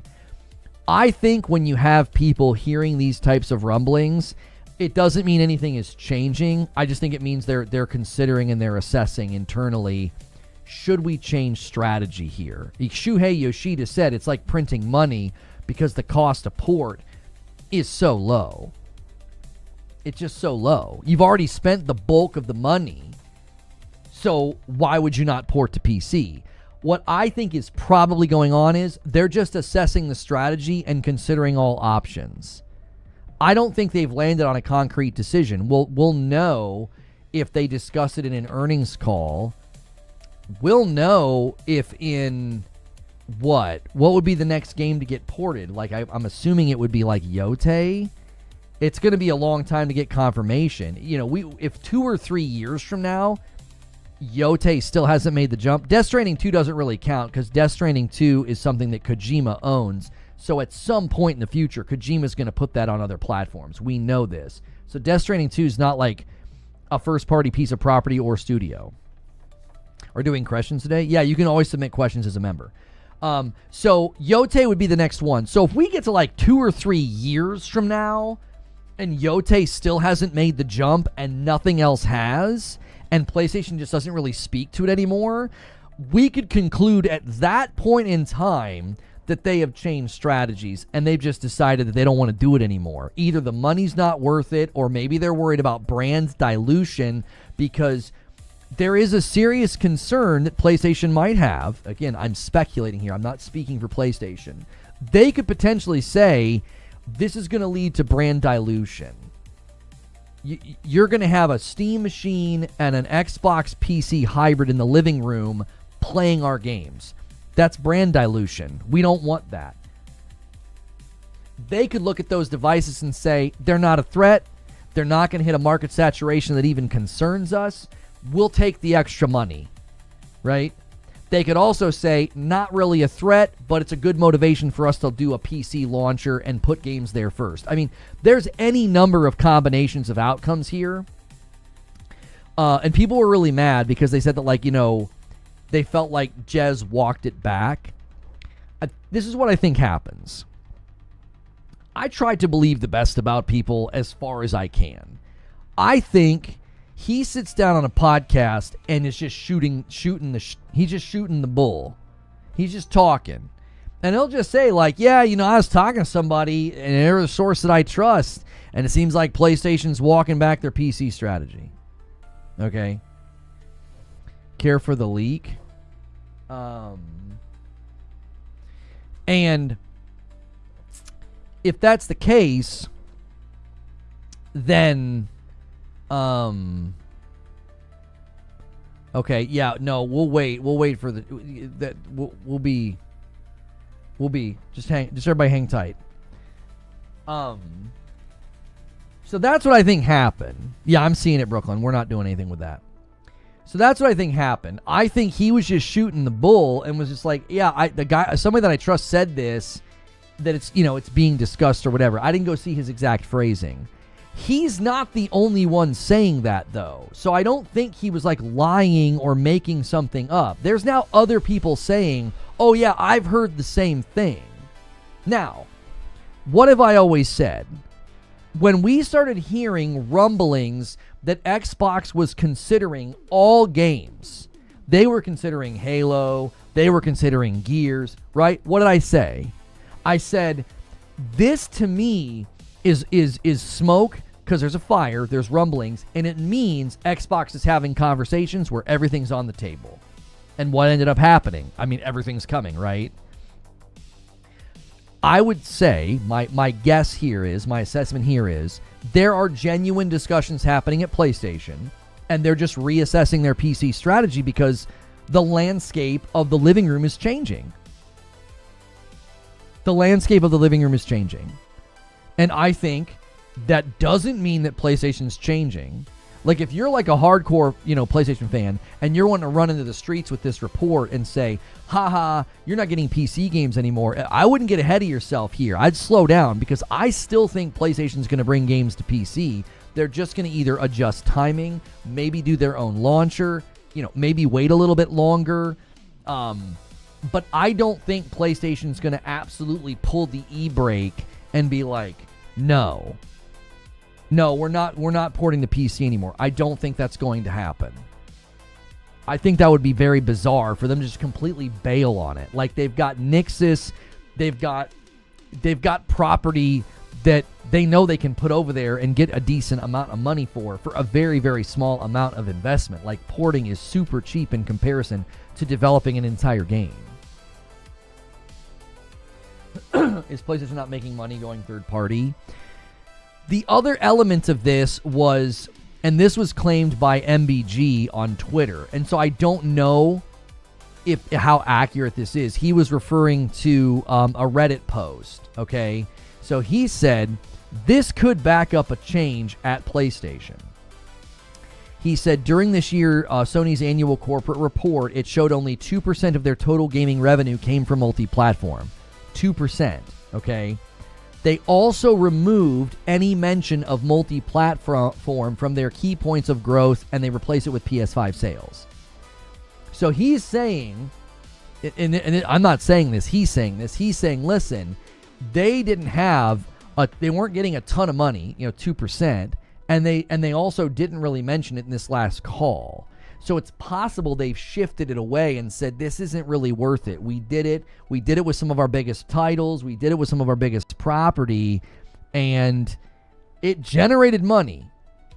But with the landscape of the living room changing, with the Steam machine coming into the living room, with an Xbox Magnus coming into the living room, and all of that can sit there adjacent to and alongside a PlayStation, that can lead to brands dilution, where your biggest pieces of property, your God of Wars, your Last of Us, your Horizons, are on a box that's not yours in the living room. I don't think it damages them. Like, I don't think they're, like, threatened. But again, brand dilution is a thing. You're like, well, that kind of dilutes our brand a little bit. PC, for many gamers, PC's like this other place, this other world that they don't really go. But a box that you can plug into your TV that's like $500, $600, that looks and sounds an awful lot like a console to the average consumer. Now, you can straighten your glasses and go, actually, it's a PC. Steam calls it a PC. Yeah, you're right. But the average consumer is going to be like, that looks like a console to me. And it's in the price range of a console. It could be. We're hearing that it's roughly going to be in the price range of a console. So the average consumer is going to be like, yeah, let me buy that. And that can lead to brand dilution. 2% of revenue without context. That 2% could be a really high margin, so it's worth it. This is correct, Eugene, which goes back to what Shuhei Yoshida said. This is why I don't think they're going to stop putting games on PC. I don't think they're going to stop. The money is, it's just easy. It's easy money. It's like Shuhei said, it's like printing money. It's like printing money because you've already spent all this money to develop the game. The cost to port it is like nothing in comparison to the overall budget. Like, the overall budget of like Horizon Forbidden West is huge. The cost to port it is like peanuts in comparison. So it just goes over there and just basically makes easy money. Now, this is why I said this could lead to a handful of things. It could lead to them doing a launcher, putting the games on their launcher first. It could lead to them staggering and making you wait a longer period of time. If you're like, oh, the Steam machine's great, but I'm not going to get Spider-Man 3 or Yote for 2 years. I got to wait 2 years? I think that changes the conversation, because right now people are like, oh, I only have to wait like a year or maybe a year and a half. Once you get like a 2.5 year window where you're waiting, like, that's not quite as potent as like oh, wow, this game just came out like a year ago. Could they tell them not to add the PS5 games to the Steam box? I don't know. I don't know if PlayStation wants to get into some kind of a hardware restrictive battle. I think that would be a mistake Because, like, for myself, okay, let's say that I bought, I don't know, for whatever reason, I've got Returnal on the Steam machine, and I'm in a context where I can take the Steam machine somewhere, and I want to play Returnal, and I can't because they did this thing. I think that would be a mistake. I don't trust MBG as an official source. He was quoting a Reddit thread, though. Like, the Reddit thread said Sony has removed game and revenue beyond console as a strategically emphasized indicator in its corporate report. So I mean, all he did was post this screenshot. He's not claiming to be a source. I think you're saying he's not an official source. He didn't claim to be an official source, so you're falsifying a claim that was never made, which is a form of shadowboxing. Like, he didn't come out and say, hey, I'm an official source. He's saying, like, this could all be verified, by the way. He'd have a community note if this was a false claim. You can go verify this. These are publicly, verifiable claims that during their annual corporate report, there was only 2% of the total gaming revenue. Now, to like Eugene's point, this 2% could be a good amount of money and good margins because it's so cheap to port the games. This is the more important part. They removed any mention of multi-platform from their key points of growth and they replaced it with PS5 sales. Like, you know what I'm saying? Reddit. See, what you guys are attempting to do is you're attempting to poison the well. These are verifiable claims, so falsify the claims or stop. Like, you're not adding to the conversation. You're just being smarmy. Like, either falsify the claims or don't enter the conversation in a negative way. You're wasting our time. These are verifiable claims. These are public earnings calls that you can go and check to see if these claims are true or not. If you've not done that due diligence, then be quiet. You don't get to try to falsify a claim by being poisoning of the well. Like, well, I don't like MBG, or he's not a source, or, oh, it's Reddit. No. That's a fallacy. You're poisoning the well. These are things you can go and verify in the earnings calls. So either do that or don't try to falsify the claim by a fallacious way. That's a bad way of arguing, and you know it. I'm not talking about this topic. Also, you trust Reddit? Yeah, see, you're doing the same thing 187's doing. You guys don't like the claim, so instead of falsifying the claim, you try to poison the well. You try to falsify the source. These are things you could go falsify and check for yourself. There's literally no way that this post and claim is just fabricated out of thin air, because these are all things you could go and check right now on an earnings call. And I don't think Sony's going to do this DRM thing. I don't think they're going to try to block their games on the Steam machine. They're not.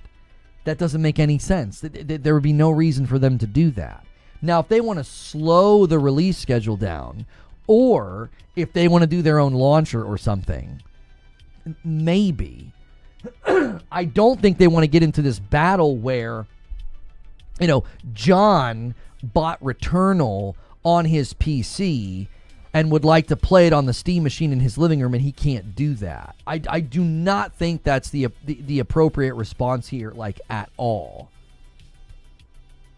Do you see what I'm saying? Like, the best assessment I can give here is there's a discussion happening at PlayStation, and because this discussion is happening at PlayStation, there's going to be either a noticeable change or shift, or nothing, really. They could have just looked at it and said, no, it's fine, we're still making good money. I don't trust the internet. Nothing personal with MBG. If you just don't trust the internet, what's the point of the conversation we're having right now on the internet? I don't understand. The Steam machine isn't the issue. Xbox claiming you can play PlayStation games on an Xbox will be. That's possible, Eugene. Maybe they view that as a bigger encroachment. It's hard to ignore the timing.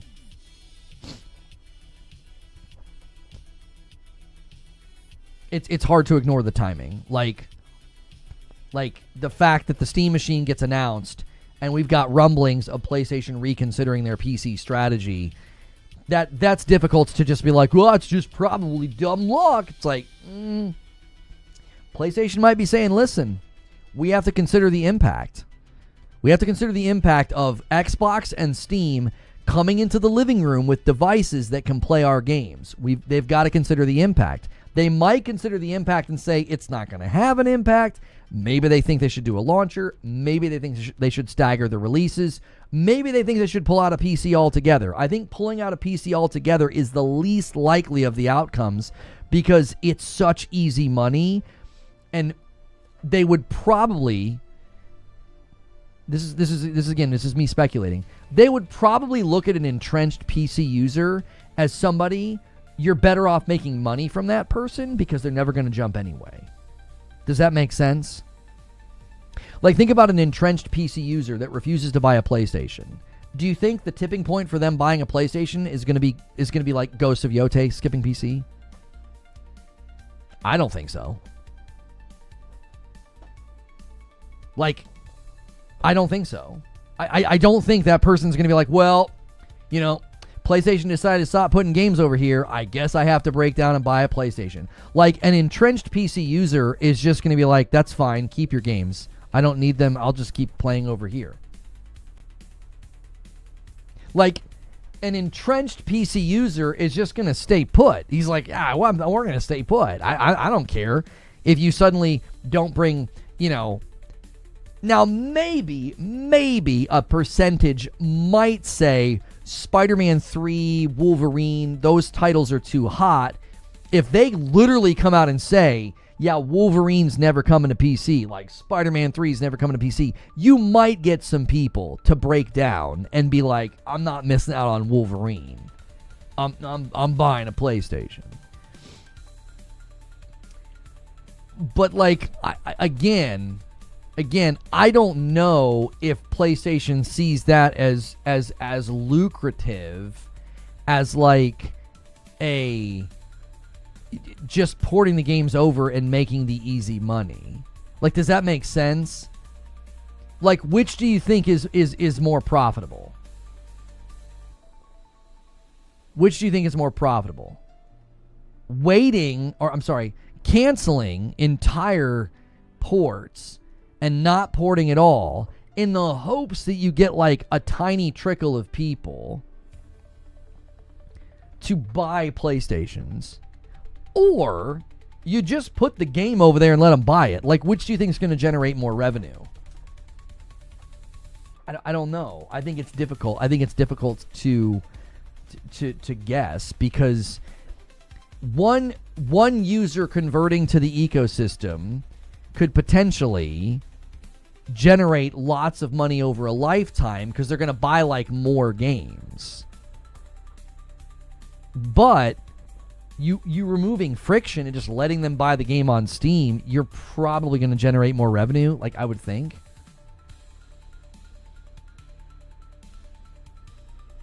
Do you see what I'm saying? So I think they're probably assessing. There's probably some kind of an adjustment coming. I think the least likely outcome is that they stop taking games to PC. I think that's the least likely. You've got Nixus. You know it prints money. Shuhei Yoshida says it prints money. I don't think they're going to walk away from that revenue. And if anything, I could see them just slowing down so that it takes longer. So sure, boot up your Steam machine or your Xbox Magnus and play a bunch of old PlayStation games. The latest and the greatest are going to be on PlayStation only. You got to wait for over 2 years for Wolverine. Like, that's not, I don't think that's as nearly as damaging as, like, I think what really came out from this too, which this to me is the most interesting part. This is the most interesting part. Hilly says, I agree with that. Blocking certain hardware would be bonkers. Imagine launching a game on Steam and then blocking the Steam machine. Reducing cadence of releases makes way more sense if you want to sell more consoles. Reducing cadence is better than pulling out. Yeah, you get the money and you still get people that still want a PlayStation. This is exactly what I'm saying. I agree with you. Here's the other thing to consider. Metallica Matt, thanks for renewing your Prime over there on Purple. If you guys have Primes, check them. And make sure you've hit the like button on YouTube. Let's try to hit 300 likes really quickly. There's a lot of you here. You will be able to watch the Game Award nominees with me right here on the platform. You don't have to go anywhere. Here, let me just pull this up. Get out of here. What the heck is that? So they're live, but there's no countdown or anything. So there's no reason to have this on the screen. We've got our own countdown. Here's the thing to consider, okay? This to me is the big, I feel like this is kind of a smoking gun, and do with it what you will. I would have some pretty serious questions.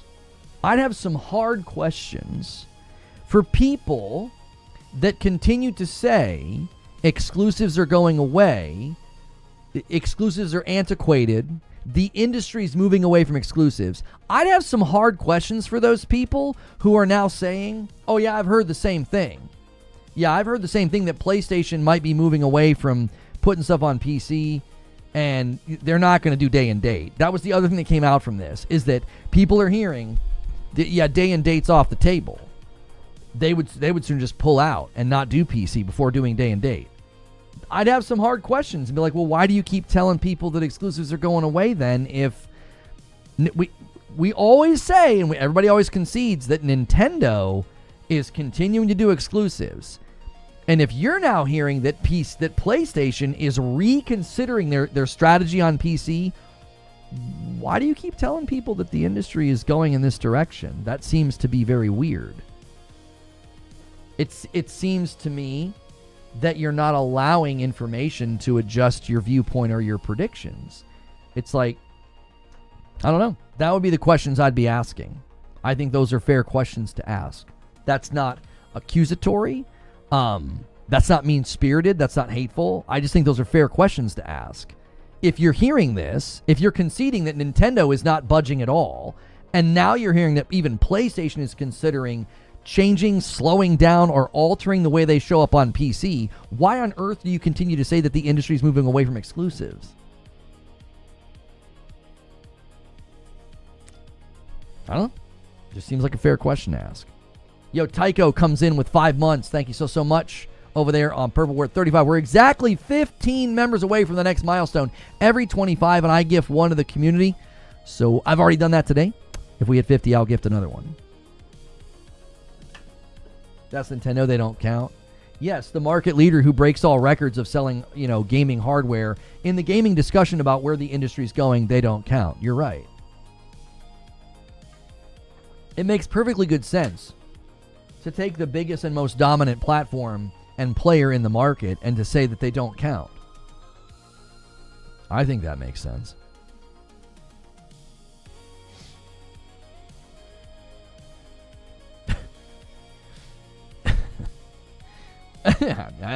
Makes sense to me.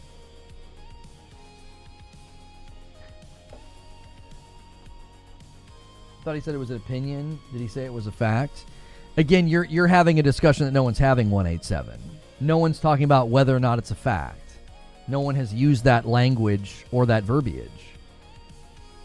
Nobody. Nobody's saying whether or not it's a fact. We're hearing from folks that they're talking to their sources, and they're saying, yep, I heard the same thing. PlayStation's analyzing their strategy with PC. I think, again, that leads to a handful of potential outcomes. I don't think they're going to pull out of PC, but I definitely think they're going to reassess timing, and this could be related to a lot of the launcher, rumors that we've heard about. So what I'm doing right now is I'm making speculation based off of rumor, right? Speculation based off of patterns in the industry are we hear the smoke and we know there's a fire somewhere. It's like we hear the rumblings from the sources and people are like, yep, I heard the same thing. Yep, I heard something similar, right? You start to get like corroborative statements, okay? And you have people saying that. So no one's speaking to fact. No one's speaking to whether or not this is sure, objective, and true. We are merely speaking to, this is a pattern in the industry. We hear the rumblings, we hear the rumors, and it usually means something's coming. Either there's a conversation going on, there's a change going on, there's some sort of thing happening. And the consensus right now is that PlayStation is analyzing their strategy on PC. That's about the only concrete thing that we could say. That's it. They're analyzing their strategy on PC. It doesn't mean they're stopping or blocking or pulling out. It's just they're analyzing what they're doing. And it seems to be related, and this is me speculating. It seems to be related to a bunch of other things we've seen happen recently. You have the cross-buy logo showing up, which could be related to the PlayStation handheld. It could be related to a PlayStation launcher. And then you have the Magnus coming from Xbox. And then you have the Steam machine. It's hard not to see all of these things somehow related to why PlayStation might be internally assessing, when do we want our games to hit PC? Like, how soon? Do we want to do our own launcher? Do we want to be more selective? There were rumors about, what was that, like 9 or 10 months ago, that the Gran Turismo port was canceled internally. What would be the reasoning for that? I don't know. Did Gran Turismo come back to the table and say, we've got a lot of updates and planned content, so that going to PC is just not in the cards right now? I mean, look at the recent announcements. Like, Gran Turismo's done a lot of announcements lately.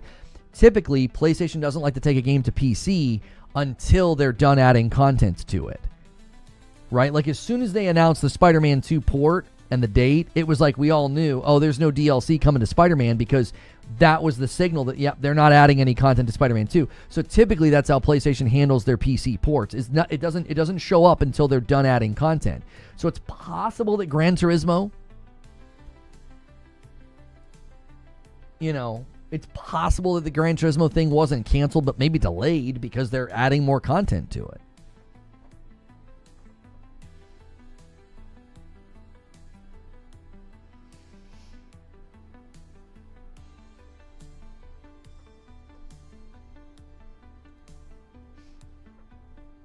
Could the upcoming PS5 single-player games even run on the Steam machine, since it only has 8 gig of VRAM?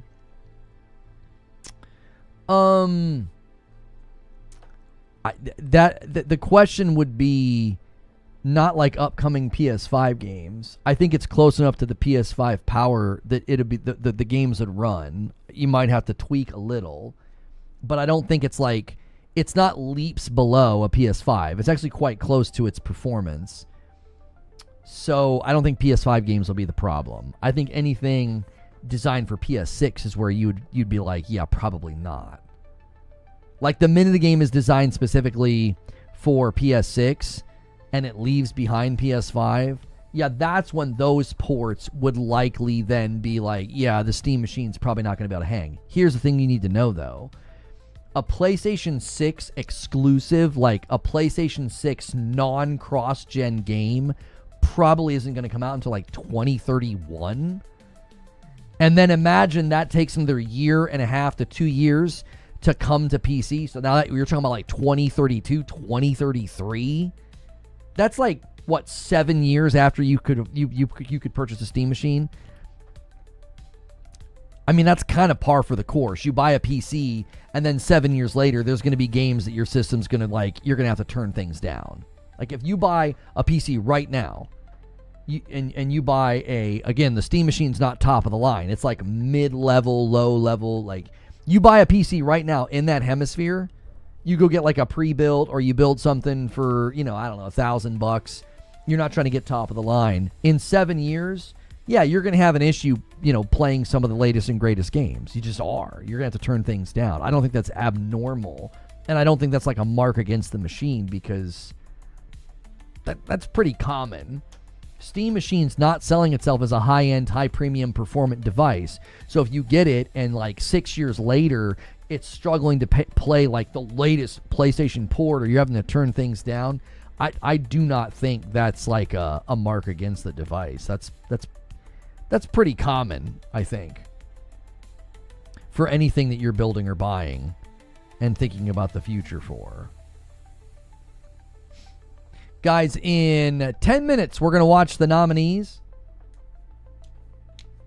By then, the Steam Machine 2 will be coming out. Yeah, they probably would have a second machine, or a more performant machine. Maybe they get like Asus, or somebody do OEM versions. Guys, if you haven't hit the like button yet, do me a favor and do that. Let's get 50 more likes really quickly. It'd be amazing if we hit 300 likes. Excuse me. Anybody on PC who wants power is going to get a powerful PC. They're not looking at a Steam machine as the primary gaming device. This is true.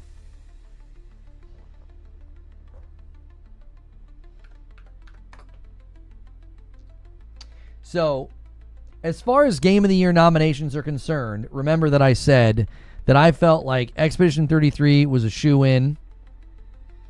I felt like Kingdom Come Deliverance 2 was also probably not going to get stepped on by anything. It might stand alone. Silksong also, potentially standing alone.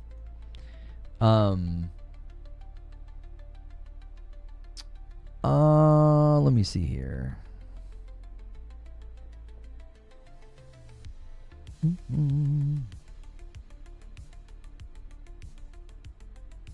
Okay.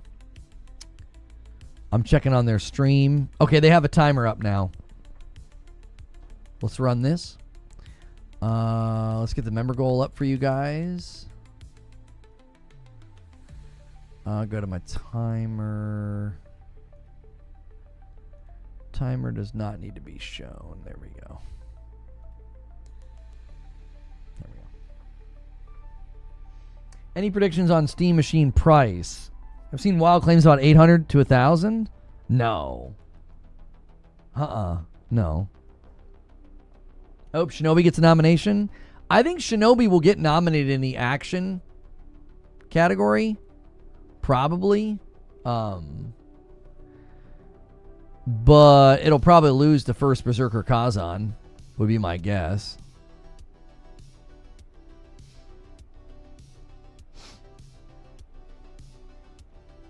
So, as far as Steam Machine pricing goes, I think the cheap one's going to be like 4 to 5, and the more expensive one's going to be like 5 to 6. I could see the more expensive one maybe being $650, but I think once you get into that threshold, it's going to be really hard to convince people to buy it. It's not a particularly strong device. Like, it's slightly weaker than a PS5, and it's come out in 2026. Like, at that point in time, the PS5's 6 years old. Like, I just 800 to 1,000. I don't think so. No way.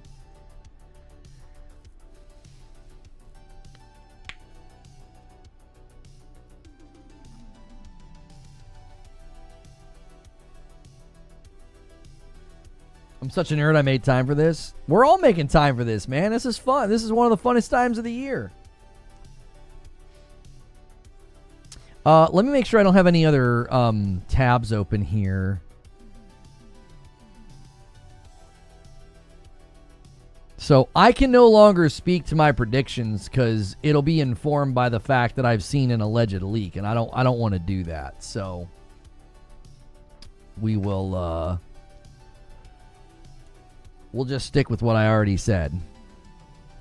I am surprised there's a particular game that didn't make it if the leak is in fact correct.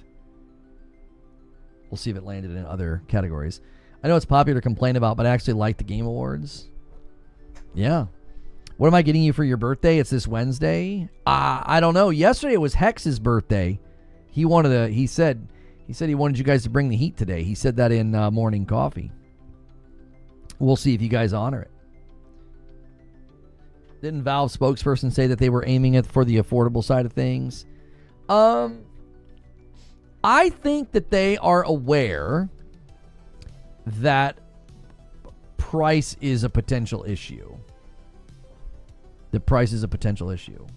Yote, remember that I said that I didn't think Yote was going to get a nom. I included it in my top 10, but I said that it would probably get bumped by Death Stranding 2 is what I said. I said that for a very long time, that I did not think Yote would get a Game of the Year nom. Now, I changed my mind a little bit after playing it, and I said, okay, it could sneak in. But when I looked at all the open critic numbers last night, I think Death Stranding 2 is going to make it really hard for Yote to get nommed, because I think they're going to be viewed as in somewhat similar categories. And I felt like Death Stranding 2 would get the nom and Yote would not. I said that this morning. I was like, yeah. Sent the wife to work. Coffee's done. I'm casting to the big screen. Hex is in chat. He says, bring the heat, MFers. Yeah, well, Hex is calling for it, chat. You have to stoke the fires and kick the tires. All the things.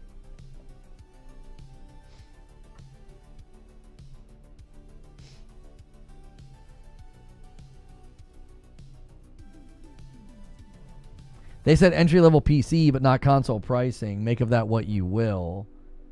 Didn't they also speak to the fact that, like, you know, they were looking at, like, the hardware numbers and, like, you know, most of the people on Steam don't have, like, high-end rigs, so I don't know. Like, I think they have to know that they can't have this thing be priced much higher than about $600, maybe $700. You go beyond that, and it's like people are going to say, why would I do that? Like, you touch $800, and now you're more adjacent to pre-built PCs. And a 20 bomb comes in from Pathalon Phoenix. That's a big one. Boom. 55. We are exactly 20 away from the next milestone. I owe you guys a member. Thank you so much. Let me gift that to you now. We'll see if we get a 20 bomb leapfrog and somebody just jumps it to 75. Thank you so much, Pathalon. No, I need to go here. I have all these new steps now in the flow of things. Guys, we're 30 likes away from 300 likes. Try to get me to 300 likes before the stream starts. Y'all are the best. Hit it. Hit the thumbs up. Celebrate those gifted members with a like.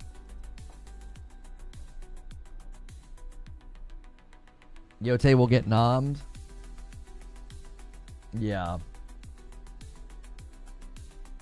Zubair says, I agree completely. It needs to be accessible to a lot of people if the goal is to sell Steam games to people. Make money off the games, not the box. I don't know if they're going to want to subsidize it that much, but we'll see. I don't think it's going to be that expensive to make.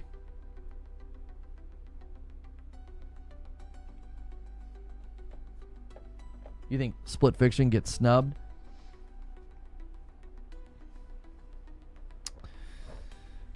Oh my gosh. And another 20 bomb comes in from Pathalon himself. He just jumps from one to the next. He just jumps from one to the next. You are a frickin' maniac. I owe you guys another member. Let me change the thumbnail on this as well. We're 3 minutes away. There we go. Edit. Reaction. Let me scroll down here and let me change the thumbnail. There we go.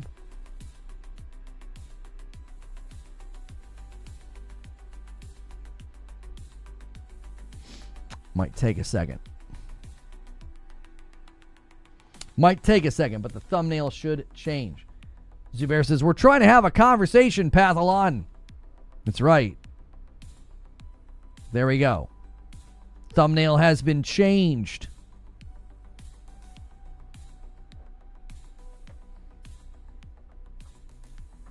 Joseph Yote will be noms.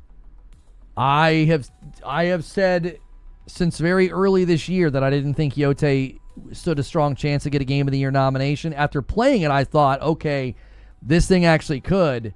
But then, like I told you, I looked at the numbers last night and I thought, no, I think Death Stranding 2 is going to knock it right off the podium. Going to knock it off the podium, boys.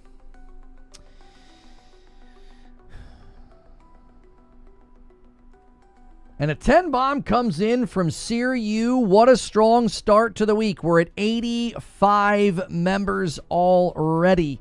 I will be out of town next week, so a strong send-off. We had a crazy week last week. Let's have another one this week. My wife and I played Ark Raiders on Friday night with you, and then we played again with you on Saturday. Oh, I've said that, Enjoy. It wouldn't surprise me at all if Yote walks away without a single award. All the categories it's going to land in, I just think it's going to lose. It's just going to lose. I think it's going to lose. All right, I'm going to switch to their music.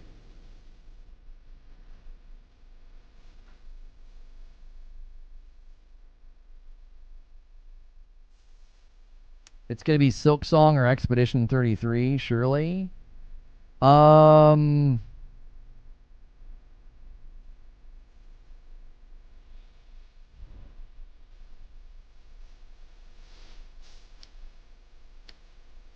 I just don't know if Silksong has what it takes to win. I think it'll probably get noms, which I said this morning. I'm not changing my position on that. I don't know, though. I still think Expedition 33 is just going to sweep almost any category it lands in. Boys, keep hitting the like button. We're super close to 300 likes. We got 20 seconds to showtime. A lot of categories, a lot of predictions. There's a lot to discuss afterwards. So stick around. Make sure you're subbed to my channel. Make sure the bell button's checked. If you got a membership through gifting or you pick up your own membership, jump in my Discord so you don't miss any of the content. Here we go.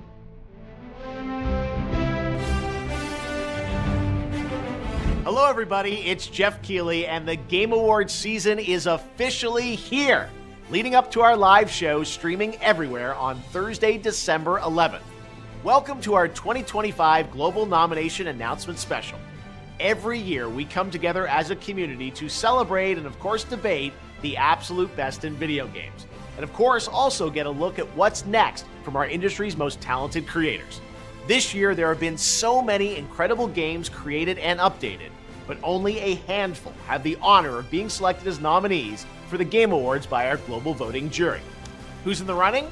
Well, you're about to find out as we reveal this year's nominees across all the categories, and you can help select the winners by voting at thegameawards.com. All right, should we do it? Here's the first category. For Best Performance, the nominees are It's going to be N-Star for Claire Obscure Expedition 33, Charlie Cox for Claire Obscure Expedition 33, Erika Ishii for Ghost of Yote, Jennifer English for Claire Obscure Expedition 33, Konatsu Kato for Silent Hill F, and Troy Baker for Indiana Jones and the Great Circle. Nice job, Troy. For Best Ongoing Game, the nominees are half the noms Final Fantasy XIV, Fortnite, Helldivers 2, Marvel Rivals, and No Man's Sky. For Best Mobile Game, the nominees are Destiny Rising, Persona 5 The Phantom X, Sonic Rumble, Uma Masume Pretty Derby, and Wuthering Waves.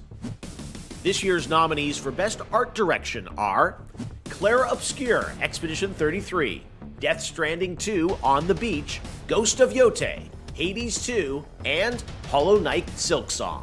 For Best Score and Music, leveled up by Spotify, the nominees are Expedition Christopher 33. Larkin for Hollow Knight Silksong, Darren Korb for Hades 2, Lorian Testar for Claire Obscure Expedition 33, Toma Otoa for Ghost of Yote, and Woodkid and Ludwig Forsell for Death Stranding 2 On the Beach. I told you what was going to make it, but I'm telling you, everything's going to lose the Expedition. Battlefield 6, Claire Obscure Expedition 33, Death Stranding 2 On the Beach, Ghost of Yote, and Silent Hill F. Best Adaptation was That's probably one of the categories, audio design, where Expedition will probably not win. Other creative work inspired by and based on an established video game world. Here are this year's nominees for Best Adaptation. A Minecraft Movie, Devil May Cry, Splinter Cell Deathwatch, The Last of Us Season 2, and Until Dawn.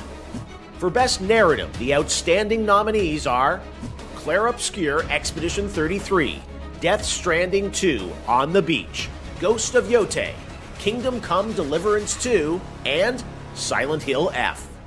Best Community Support celebrates game developers who continually and transparently engage. Like, Yote has so many nominations, but I'm telling you, I think it's going to lose all these categories to other games. Fortnite, Helldivers 2, and No Man's Sky.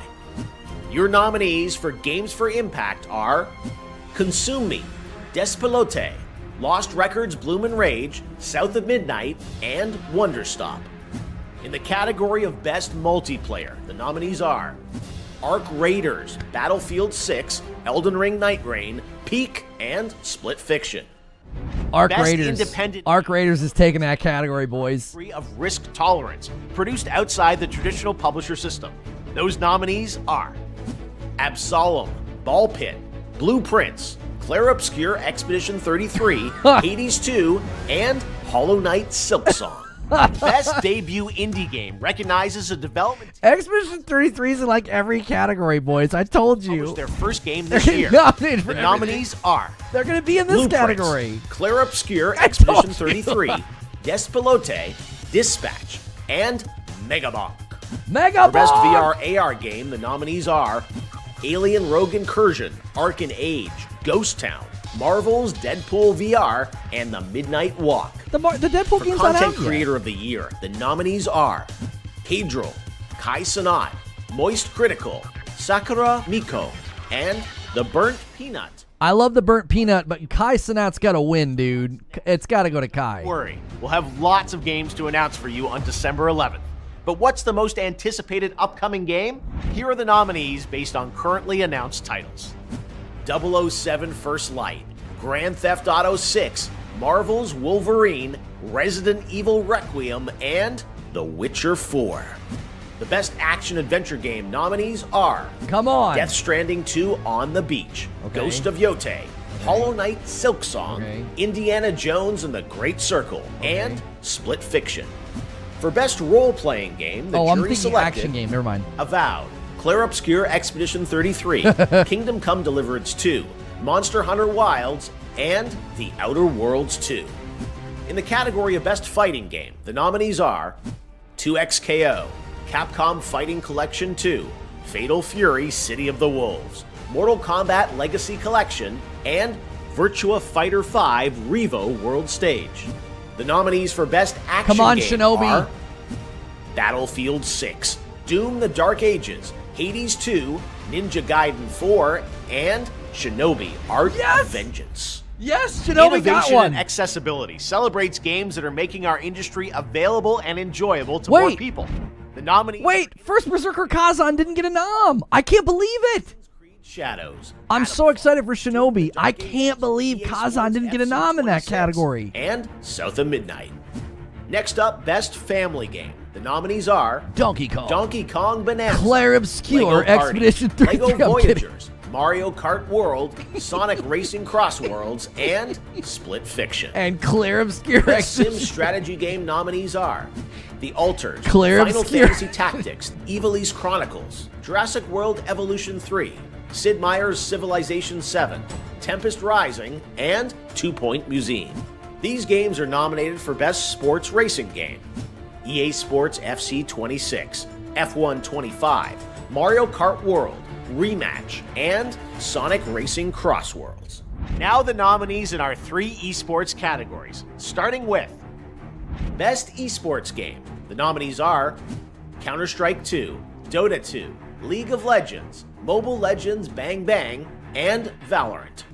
The nominees for Best Esports Athlete are Brock, Chovy, Forsaken, Kakaru, Mena RD, and Zywoo. And for Best Esports Team, our Special Esports Committee nominated these teams: Gen G League of Legends, NRG Valorant, Team Falcons Dota 2, Team Liquid PH Mobile Legends Bang Bang, and Team Vitality Counter-Strike 2. Okay, we're almost done, but there are still 2 very important categories to go. First, Best Game Direction recognizes outstanding creative vision and innovation in game. Yeah, the problem is, MTO, you're right, but there's no variety because these games were all so good. How do you not vote for this game, and this game for Best Direction? And Hades, like, they're all so good. And now it's the big one. GOTY, Game of the Year, recognizing a game that delivers the absolute best experience to players across all creative and technical fields. For this year's awards, our global TGA jury has selected the following 6 games as the nominees for Game of the Year. Claire Obscure, Expedition 33 from Sandfall Interactive. Death Stranding 2, On the Beach from Kojima Productions. Donkey Kong Bonanza from Nintendo. Hades 2 from Supergiant Games. Hollow Knight Silksong from Team Cherry. And Kingdom Come Deliverance 2 from Warhorse. Good for Kingdom Come Deliverance 2. I'm so impressed that both Silksong and Hades got up there. That's super impressive that they didn't like cannibalize each other. Game Awards Orchestra, playing their themes as part of our musical salute to the nominees live on December 11th. But before that, we need your help to decide which nominees become the winners. Make sure to head to thegameawards.com to cast your ballot, and new this year, download your vote card so you can share your picks on social media. There is still one more category where the nominees have yet to be revealed, Player's Voice, where fans 100% select the winner from 30 nominees. We'll announce those nominees on Monday, December 1st, so set a reminder on the website if you want to be alerted.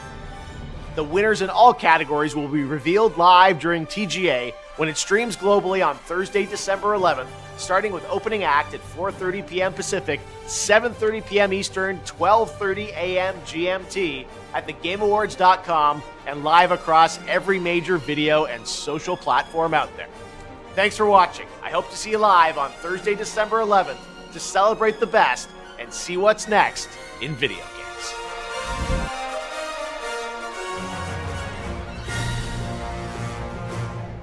So you guys completely broke my combo chat. You guys must have been typing so much. Like, my combo chat's just freaking dead. That's one disadvantage that this tool has, is it can't keep up when chat goes crazy. Hades 2 shouldn't be there. Why? Why should it not be there? It's one of the highest reviewed games this year.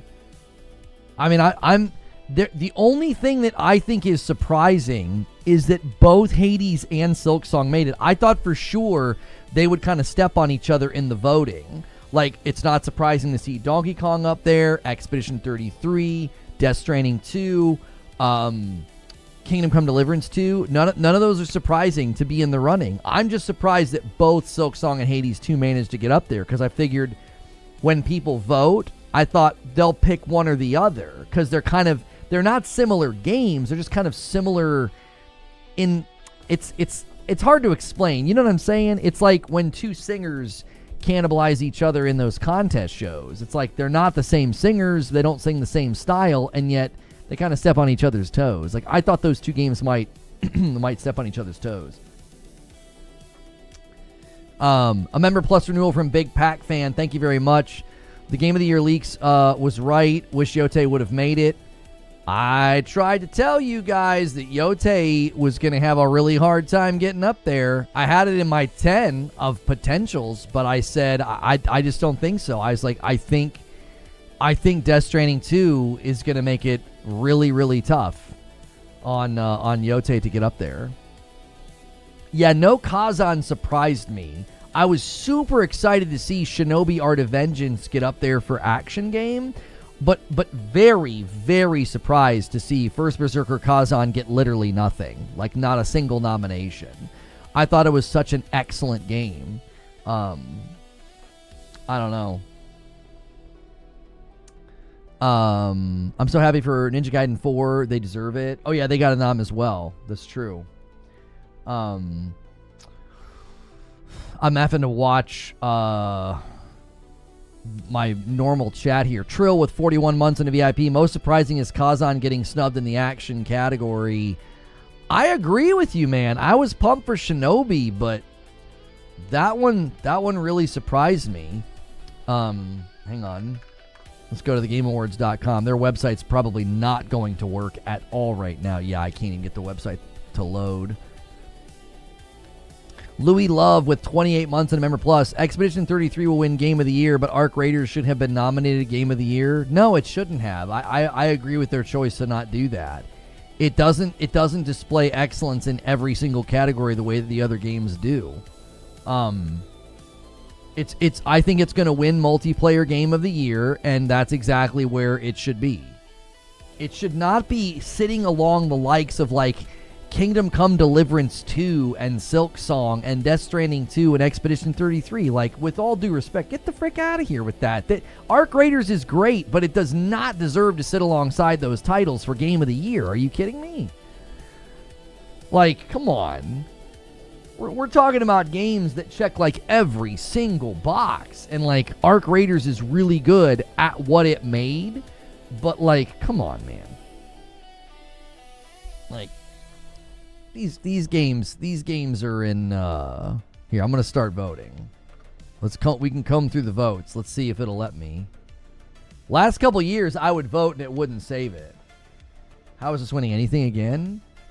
I think in action category, First Berserker deserves it. I don't really care what the critics say. First Berserker deserves it for action game. It is such a solid game. It's up there with like Lies of P and Sekiro. It's a very, very solidly built action game. I'm not talking about other categories. Just action game alone, I thought Kazan was going to show up. It surprised me that it didn't get a nom there. Like, it's got a 78, but I bet you if you go to First Berserker Kazan, I bet you the users strongly disagree with the outlets. I bet you they do. I bet you there's a strong disparity. First Berserker Kazan has a 92% on Steam. You see what I'm saying? That's a 14-point differential. It has a 4.47 on PlayStation, which is an 89. So it's like the game basically has like a 90% between Steam and PlayStation. It's got like a 12-point differential between the review outlets. Very surprised Kazan did not get a nom in action. I mean, mathematically, you're kind of right, though, Paul. Like, when it comes time to vote, the outlets were more tepid toward it, so they probably weren't going to vote for it, which I think is a fair point.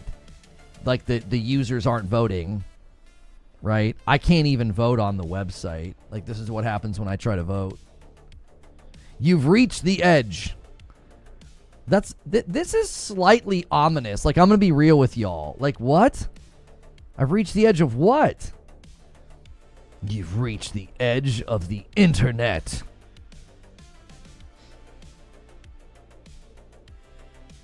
Bad take, dude. Ark excelled in so many ways. Should have been a game of the year nom. Only Expedition 33 was better. You're a bad take. I mean, we all have bad takes then. Like, nobody's going to agree on this. If you look at the games that were nominated and you look at the number of reviews, like, just track with me here. Like, just think about the mathematical probability of Ark Raiders getting nominated, okay? Ark Raiders has 64 reviews on OpenCritic. That's it. 64.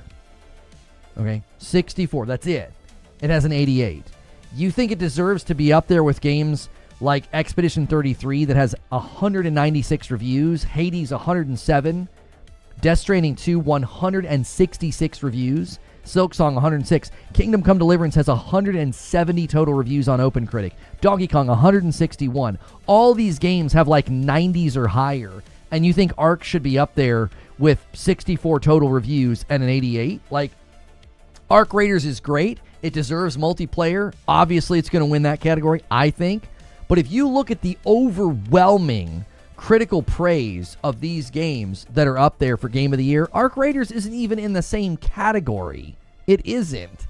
It's an amazingly well-built, really fun extraction shooter. Like, that's it. It's not on par with, like, Death Stranding 2. Yeah, Expedition 33 is going to win almost any category that it's in. The only one that I think Expedition 33 is going to lose is audio design. I don't think it wins audio design. I think it's going to win soundtrack and performance. I don't think it'll win audio design. There are other games that I think have done a far better job with audio design. You're making the case that the volume of reviews has something to do with the game's quality?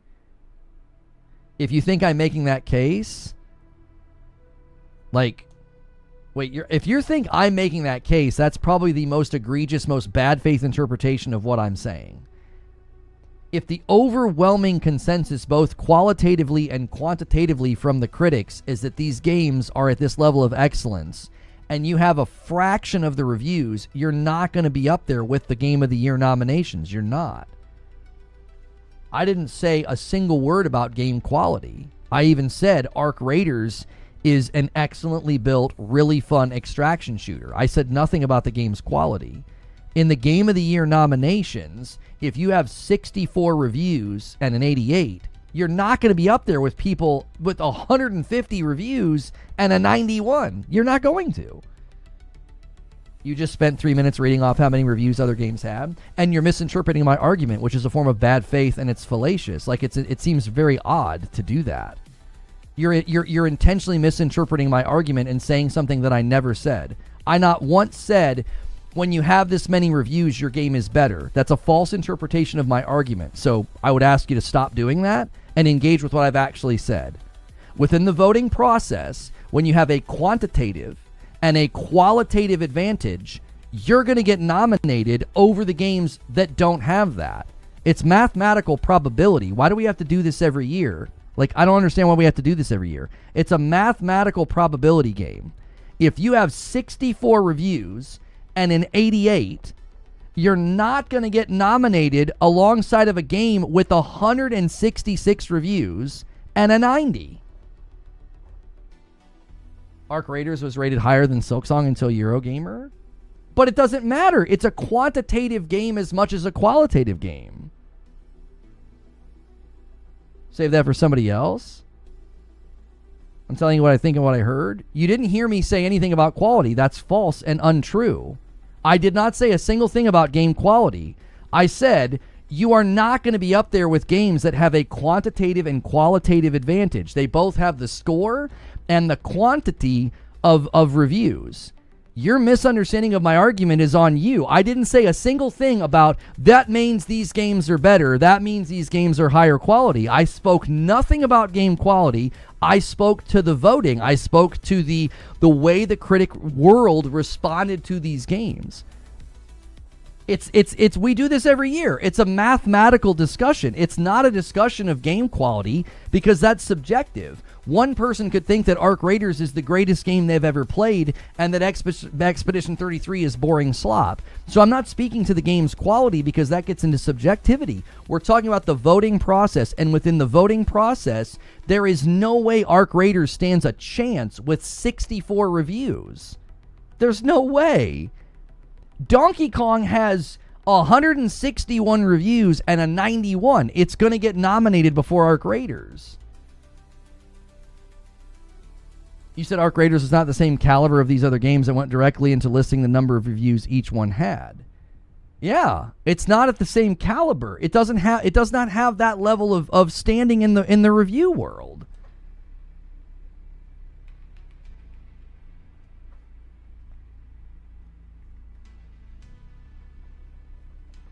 It doesn't. It doesn't have the same caliber. It's not even close. It is bad faith. I wasn't saying that the games were better. You're not at the same caliber.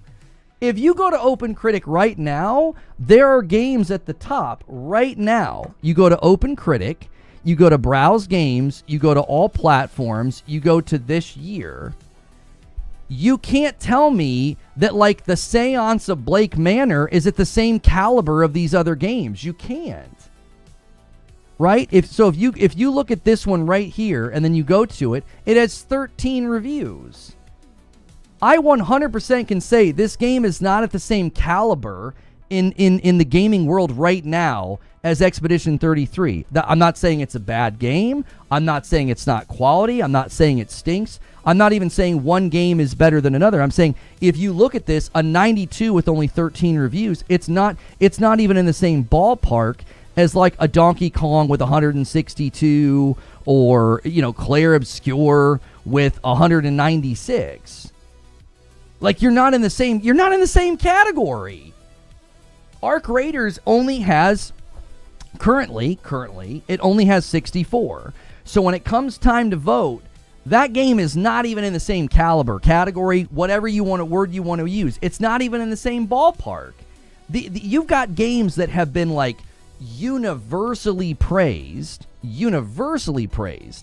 at like the highest level down to the lowest level, and Arc Raiders comes out, the world loves it, the community loves it, but it has 64 reviews.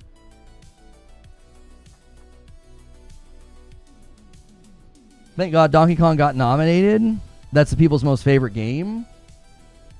I actually really like Donkey Kong. Like, I like Donkey Kong a lot. But I'm here to tell you, it's way better by yourself. It's way better by yourself. We played co-op, and like, I fell off with it. I was like, this isn't fun.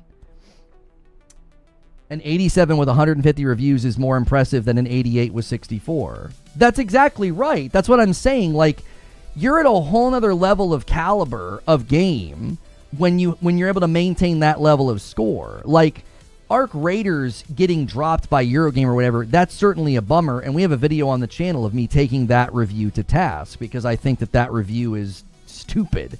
But even if you take that review out of the equation, you still don't have enough. You're not at that level yet. Like if right now you added another 100 reviews to Arc Raiders, would it stay at an 88? Would it? I don't know if it would, because there's going to be plenty of people that have a bad experience with PvP, or maybe they don't like the grind, or maybe they think things are too slow, or maybe they think things are too punishing. Whatever, you get into the subjectivity of it, and I don't think Arc Raiders is going to hang with games in the 91, 94, 92, 89 category. I think it would slip. It would totally slip down, 100%. The same argument about movies, watching superheroes fun, but it'll never win Best Picture. I understand player frustration because the industry didn't review Arc as much as other games. Well, that's why I think it's impressive that both Silksong and Hades got up there, because they only have 106 and 107 reviews. So like Expedition 33 has almost 200 reviews, almost double. And so that's a huge quantitative advantage. Like, you have so many more outlets that are likely, going to vote for you. And when you only have that 106, that's why I thought Hades 2 and Silksong were going to kind of cannibalize each other, because you were going to have people being selective, and like they might pick Silksong but not Hades, or they might pick Hades but not Silksong, because that's generally how I think those categories work in some people's minds. Clearly that's not the case. They both got nominated.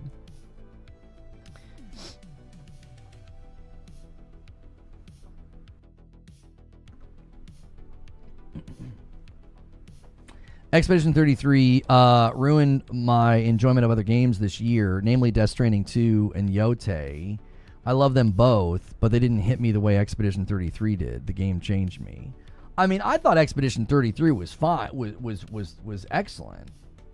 I thought it was excellent. I don't think it changed the way I view games. Like, I don't think it did that.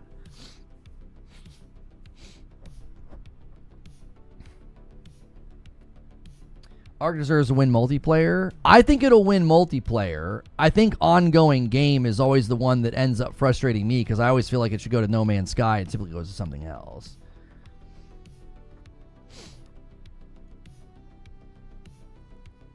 I think most people that don't seem to realize what a review is, only an opinion of one person, not everything likes the same thing. That's why anytime we've looked at these noms, I just go to the math. So maybe I shouldn't have used the word caliber, but I go to the math, and I'm like, listen, if you're sitting there with only 64 reviews, the math don't math. There's not enough. You're not going to get enough votes. You're going to quickly lose to something, because like even Hades and Silksong with only like 106, that's still like 40 or 50 more potential outlets that are going to vote for you. Like, you just have more people that have played, reviewed, and loved the game. Like when you're Hades 2 and you're Silksong, you have so many people that love you. You're just gonna get more votes. You're just going to. It's just it's almost unavoidable when there's that many reviews out there. Dawntrail DEF not taking ongoing this year. I'm here to tell you, I think Yote is going to lose every category that it's in. I think Yote is going to lose every category that it's in. It's too hard. It's too tough. Like, even in the category where, like, you might argue that it could beat Expedition 33, I don't think it can beat Death Stranding. I don't think so. It's like, I'm trying to think of a single category that Yote could stand higher than Expedition 33 or Death Stranding.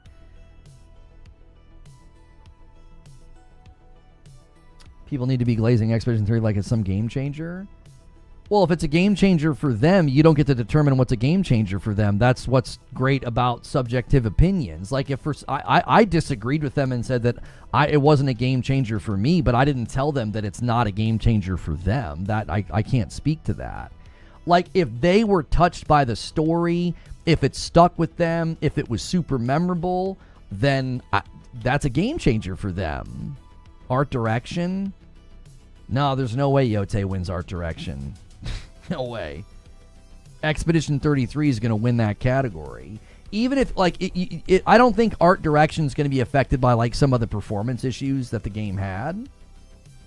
Like, I don't think so. I don't think it's going to be affected by that. But I definitely think that the art direction of like, Expedition 33 is just, like, there's something unique about it. And if you know the story, you know why. And I think that's probably why it'll win. I'm dead serious. I think there's only one category that Expedition 33 does not win, and that's audio design. That's the only one you can think of. That's what I'm saying, Omar. Every category I saw Yote turn up in, I'm like, yeah, those are great accolades for Sucker Punch to get that many nominations. I don't think they're going to win a single category. I don't think so. You know? I don't think it wins a single category. Thank you, Dylan, for 44 months.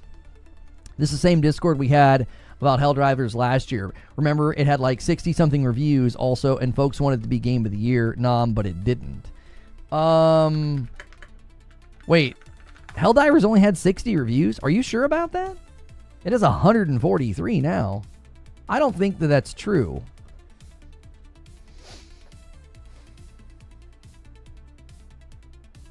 If Expedition 33 wins Game of the Year, will this be a win for Microsoft? I'm not really sure how. I mean, having a game on your subscription service and it scores well, like if it suddenly shows up on PS Plus, I wouldn't say that's a win for PlayStation. It doesn't have anything to do with your subscription service. It's great for your consumers. It's been a great win for the Game Pass consumers all year. Like, all year long, if you were on Game Pass, you could play one of the best games that came out this year. If it suddenly gets a Game of the Year, suddenly being like, well, that's a win for Microsoft, I don't see it that way. I see it as a win for the gamers.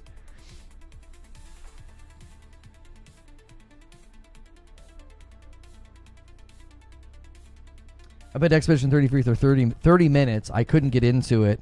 I'm sure it has a cool story, though, but I'd rather watch it than play it. Well, you only played it for 30 minutes. You need to play it for 33 minutes, man. It's in the name. Like, come on. Death Stranding 2 pumps high-quality audio through the DualSense speaker. Do you agree with Kingdom Come's Game of the Year nom? Yeah. It was in my list today as one of the games that was likely to get nominated. I had 10 games that I thought were very likely to get nominated. And Kingdom Come Deliverance 2 was one of them. There's nothing on the Game of the Year list that was not on mine. I had 10 games. I could not pick 6. I just couldn't do it. It was too difficult. I was like, I can't do it. I can't pick 6. So I just went with 10. Nothing showed up on it that surprised me. The only thing that surprised me was that both Hades 2 and Silk Song made it. I thought only one of them would. That was the only like prediction I made that I thought one of them would make it and the other one would not. And I think Kingdom Come Deliverance will win RPG. That might be actually, you know what? That's the other category that Expedition 33 might lose. Expedition 33 might lose sound design. It's not soundtrack, but sound design. I think sound design it might lose. And I think RPG. I think it could lose it to Kingdom Come. Because when it comes to RPG, I think that Kingdom Come Deliverance 2 is going to be on the top of more people's lists for RPG specifically. For a role-playing game specifically. Wait, is Expedition 33 even in that list of RPG? I feel like it is. I don't know if their website's working yet.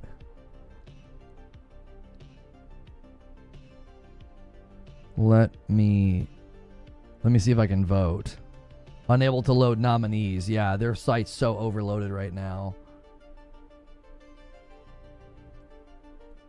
How many nominees did Expedition 33 get? I thought it was going to get like between 5 and 7 total awards. How many did it get?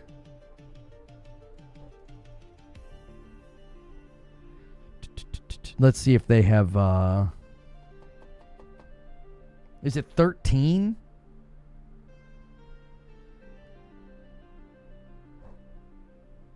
$12, 13.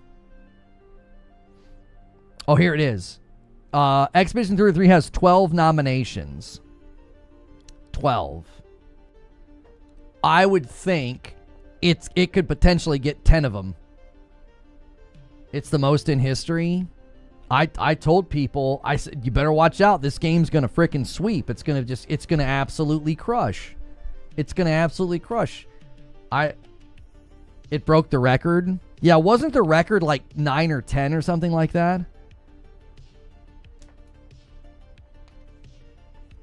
How was Avowed nominated for RPG? I thought the RPG systems in it were praised by the review outlets.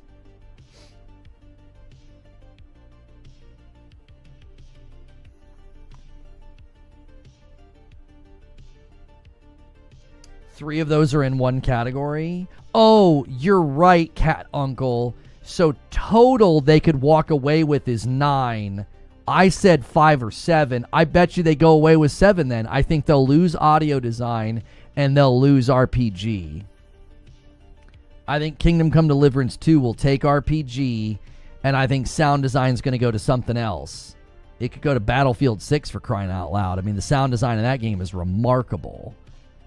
Outer Worlds 2 is considered an RPG? Yeah, I thought it got nominated in the RPG category. I'm pretty sure RPG is like Expedition, Kingdom Come, Avowed, Outer Worlds. I can't remember them all. I don't have it in front of me. I'm trying to remember. I tell you what, let's do. We just rewatch the broadcast. That'll be dadgum faster than it'll be faster than trying to pull up their frickin' website right now.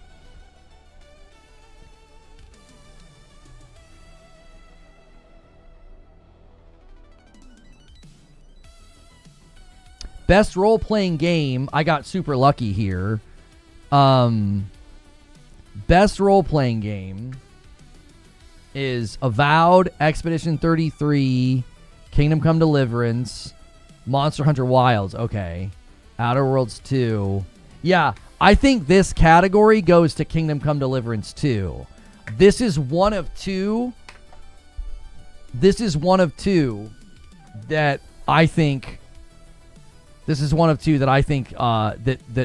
Expedition loses. If Expedition loses Best RPG, it won't be Game of the Year. That doesn't make any sense to me. It could literally lose this category because Kingdom Come Deliverance 2 had significantly bigger, broader, and deeper RPG systems. So you have to understand, like, Expedition 33 could win Game of the Year because of its excellence in, like, every category. But as an RPG, they could be like, yeah, Kingdom Come Deliverance 2 just had more to it within the RPG category. But, like, maybe they thought that, like, Kingdom Come Deliverance 2's soundtrack and action and story weren't as strong as Expedition 33. Just because you win Game of the Year doesn't mean you automatically win every category that you're in. That would be kind of ridiculous. Like, so Expedition 33 gets nominated, like, basically in 9 categories. And you're like, or 10, whatever it is. And you're like, well, if it loses any of those categories, it shouldn't be Game of the Year. I think that logic is absurd. I think that's absurd because that means they have to win every category that they're in or they're not the Game of the Year. Like, how could you argue that means Kingdom Come Deliverance 2 should win when Kingdom Come Deliverance 2 has less nominations? I think Kingdom Come Deliverance has 3 nominations. So it has 1/4 the number of noms as Expedition 33. Do you see what I'm saying? Like, that math doesn't math. It's like Expedition 33 is nominated in like 9 or 10 categories. Kingdom Come's in 3 categories. So it's like if you win RPG, that doesn't mean you win Game of the Year. That doesn't make any sense. Like, Expedition 33 is nominated in far more categories than anybody else.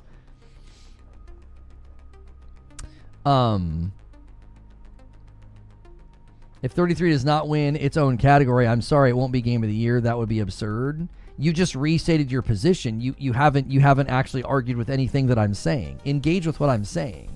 Expedition 33 is in like 9 or 10 categories. I think it's in 10 categories. It's in 10 categories. Your argument is that if it loses one of those categories, it's not Game of the Year. The fact that it's been nominated in 10 categories is a pretty strong indicator that it's the front runner for Game of the Year. It's being praised in more places than every other game. It's been praised in almost every category. So if its RPG systems are good, but not good enough to be like better than Kingdom Come Deliverance 2, that doesn't mean that it's not Game of the Year. That doesn't make any sense.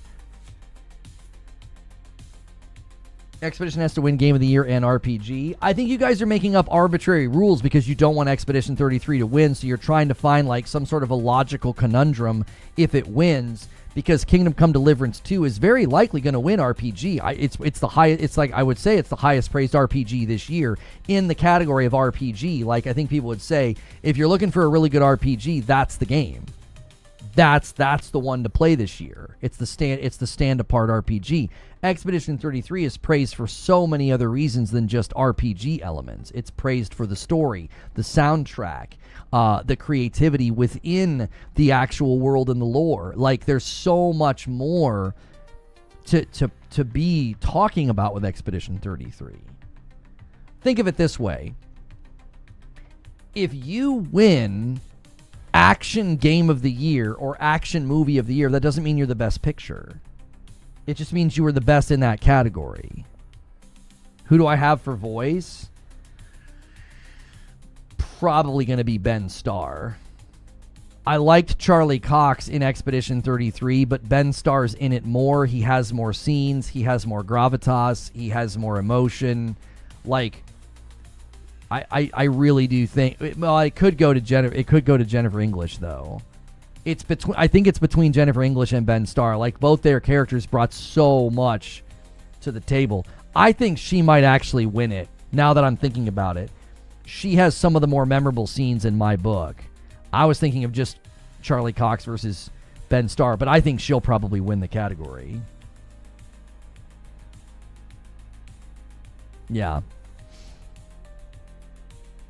Kingdom Come Deliverance is a narrative-based RPG, a lot like the first Witcher games and the 2 Witcher 3 expansions.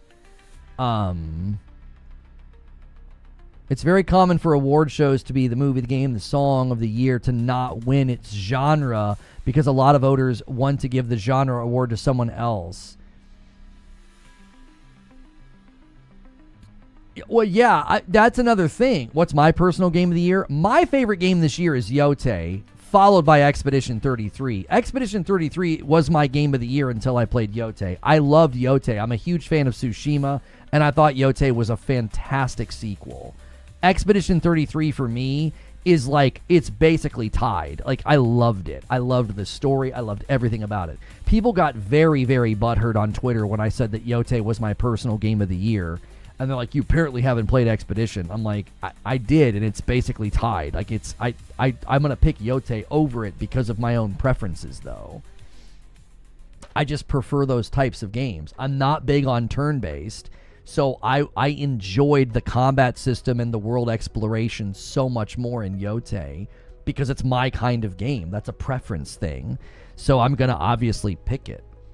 Right? If you like musicals, you're probably going to pick a musical over a normal movie if you're picking like your favorite, movie of the year. Is Yote woke? No, there's not a single thing in it that you could describe as woke. It's why all of the people that claimed it was woke had to lie about it.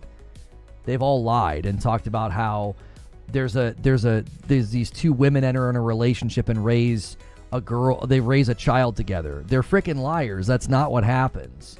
An aunt raises her niece, and they're just friends in the end. Like, she stops by to visit. They're not raising the child together. They don't live together. It's a lie. They had to literally lie about the game's ending because there's nothing. There's not a single scene. There's not a single line of dialogue.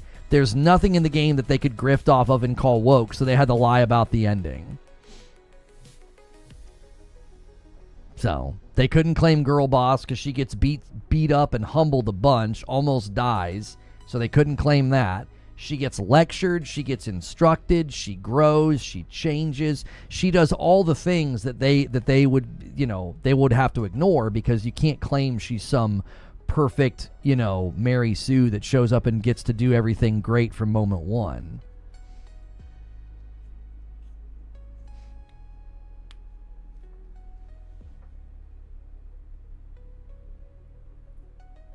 Agreed, Lono, but you understand this and feel that Expedition 33 should win. Yeah, Expedition 33 will win. I think that it should win.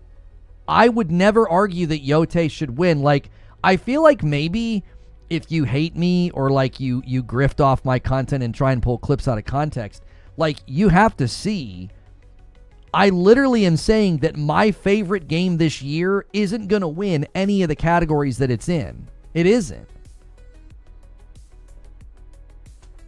Last year, my favorite game was Stellar Blade, and I said Astrobot's going to win. Like, I don't know.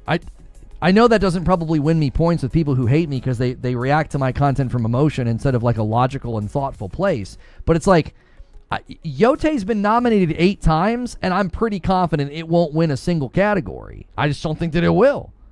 And it's my favorite game this year. And I'm totally fine if end of credits on this Game of the Year thing that we're going to stream in December, if Yote walks away with nothing, I'm fine with that. That doesn't diminish my enjoyment of the game. It's like, it's a tough year, boys. It is a tough year. And every time you're in a category with Expedition 33, you're probably going to lose. There's 2 categories Expedition is likely to not win: audio design and RPG. That's it. Every other category it's probably taking. I don't think any other category anybody stands a chance. Same thing happened with Spider-Man 2. Yeah, I told people the same thing the year that Spider-Man 2 was up for a handful of awards. I said Spider-Man 2 is not going to win a single award. It's not going to. I'm the worst alleged pony ever. You could see Yote winning music. Absolutely not. Expedition 33 soundtrack is untouchable. There's no way it loses that category. After Game of the Year, I think that's the least likely category. That's the least likely category that Expedition loses. The soundtrack freaking trended. The people adored it. People still listen to it today. When we see Lono a Ghost of Yote shirt, I think I got a Ghost of Tsushima shirt that I ordered, I thought.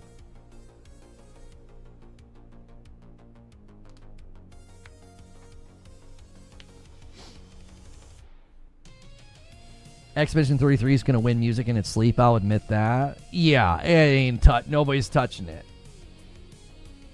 I'm trying to tell y'all, listen.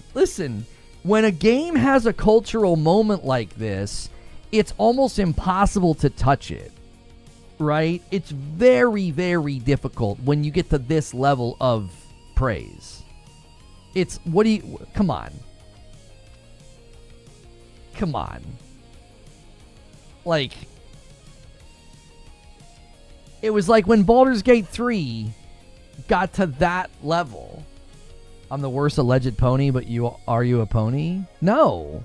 That's why I said alleged. I don't view myself in that way at all. I never have. It's a label that people use on me because they're too narrow to accept that not everybody fits into a happy little box. It was a label that people used against me because they didn't like my coverage of ABK. I wonder how they feel now about ABK. Music, I don't know if it's a runaway against Woodkid's work. I'm here to tell you, when it comes down to response and the way outlets reacted, I don't think there's a single chance that anybody beats Expedition 33 soundtrack. Ain't no way. Ain't no way. It's, again, it's the... I'm going to keep coming back to the cultural level of it. Like, Expedition 33 is in its own category, because of the way that, like, the public and the critical circuit talked about the game and all of its stuff. I don't think anything is close to it. Kazan got robbed. I am shocked that Kazan didn't show up in the action game category. I was super thrilled for Shinobi. I was very, very thrilled for Shinobi Art of Vengeance. But,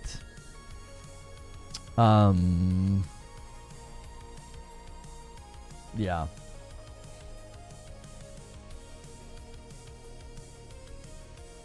Yeah, there's just the whole story behind Expedition 33's soundtrack, and coming from like SoundCloud and all of that. I'm here to tell you, man, nobody's touching that. The love that people have for the game and its soundtrack, you're not touching that. No, I don't think so. You when you get to that classification, it's just like you're untouchable. A $5 super chat from Outsider. Does GTA 6 release window in November of 2026 going to get nominated? I don't know. I don't know. I couldn't tell you. I would say that if they can get review copies out and the review outlets can talk about it or play it enough to have their their reviews and their embargoes ready to vote, then yeah, I think it could. I can't get the stupid, even the YouTube video won't work. What the frick? I wanted to go to Action Game to see what else was in the category.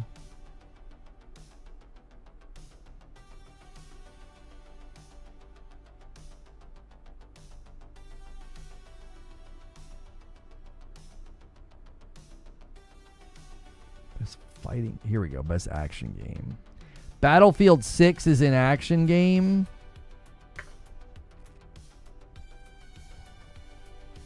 Okay, so Battlefield 6, Doom, Hades, Ninja Gaiden 4, Shinobi. I bet you Ninja Gaiden 4 takes it. The way that people talked about it and reviewed it, I bet. No, AC Shadows didn't get any noms, which makes sense to me. There was nothing about AC Shadows that was that excellent. It was just a solid game. I don't think Battlefield has a shot here. I don't think Doom has a shot. Hades 2, Ninja Gaiden 4, and Shinobi. I think the back three are your strongest contenders. I think Ninja Gaiden's going to take it. I would be so stoked if Shinobi won it. I played both. Kazan was way better than Ninja Gaiden 4. I'm kind of surprised Battlefield's in there instead of Kazan. Oh, AC Shadows got a vote for accessibility. Sorry, I forgot about that one. My bad. Yeah, AC Shadows got one nom for accessibility. Yeah. I forgot about that.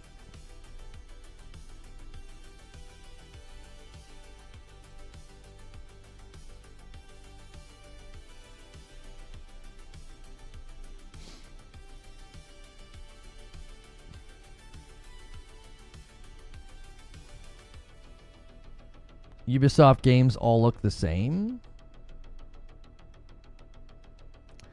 I mean, I actually don't agree with that, but I can get, like, structurally why you might think that.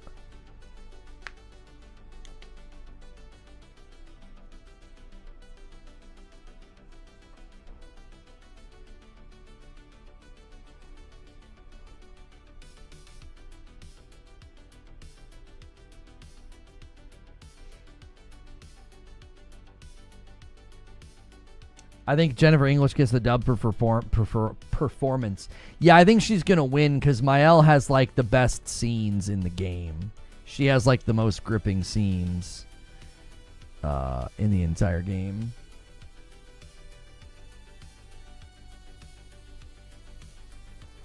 Here, Insider Gaming has all the nominees, so we can scroll through their list. Okay, so Game of the Year, somebody's coming in and asking. It's Expedition 33, Silk Song, Donkey Kong, Death Stranding 2, Kingdom Come Deliverance 2, and Hades 2.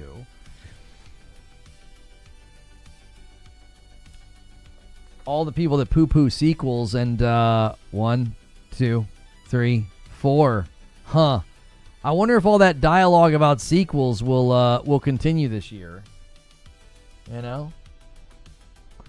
A lot of sequels. A lot of sequels in your Game of the Year nomination.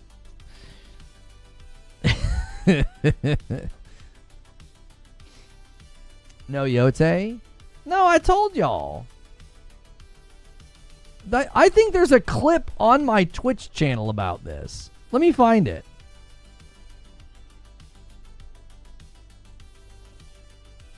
Lono bets a 50 bomb that Yote loses Game of the Year.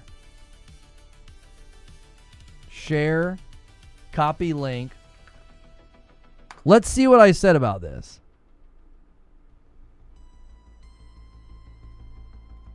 Wait, why is it going so fast? Oh, I have it on 2 times. All right, here's what I said. You will lose this bet. I bet you a 50 member bomb, Yote does not win Game of the Year. It won't. It could get nominated. It will not win. You will lose. Yeah. I don't know who I bet that 50 bomb of members to, but pay up. Can't win. You can't win. Can't win if you're not nominated. You can't win. It's a new entry in the franchise, but I wouldn't call it a sequel. Well, yeah, I guess Hades... Well, no, Hades 2 is a sequel. Wait, which one are you saying is not a sequel? Is DK a sequel? No, Donkey Kong's not a sequel. No. It's a totally new game in the franchise. No. Kingdom Come Deliverance 2 is a sequel. Hades 2 is a sequel.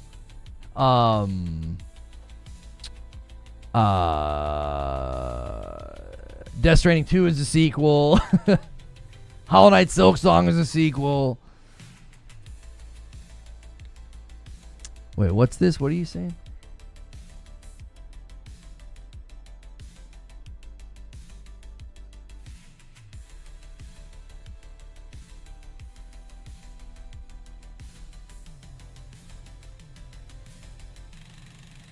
The frick? Sarah Bond's now doing interviews saying that the next Xbox will be a powerful experience that will be portable and accessible across multiple platforms. Going with players everywhere they go? That doesn't make any sense. Platforms? How can your hardware be accessible? Be accessible on other... The next Xbox will offer a powerful experience that will be portable and accessible across multiple platforms. I need to see the full clip in context. That doesn't make any sense. Unless she's talking about it'll be the experience, the ecosystem will be accessible on other platforms or something, a portable. No, I don't feel like she's talking about a portable. I feel like she's talking about... I feel like she's doing that vague PR speak where like, yeah, it's going to be a really powerful experience and you're going to be able to access that powerful experience anywhere because of Play Anywhere and cloud maybe? I don't know. The statement's very weird. Like if I told you that the PlayStation 6 was going to be a really powerful experience that you could experience on multiple platforms, you'd be like, that doesn't make any sense. How is the PlayStation 6 a powerful experience on other platforms? I don't understand.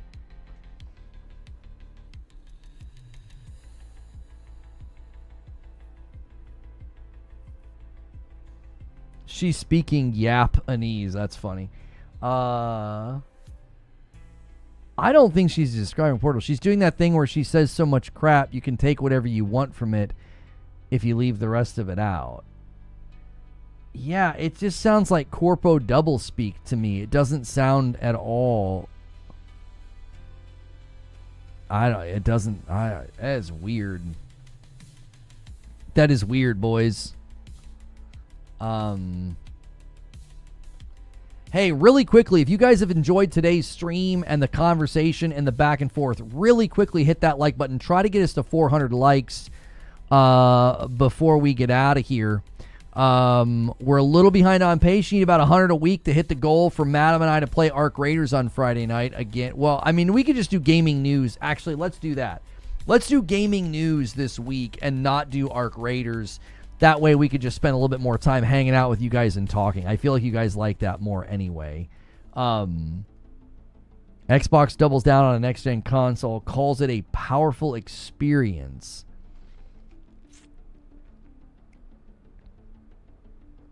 I mean, let's just read this. I don't freaking understand.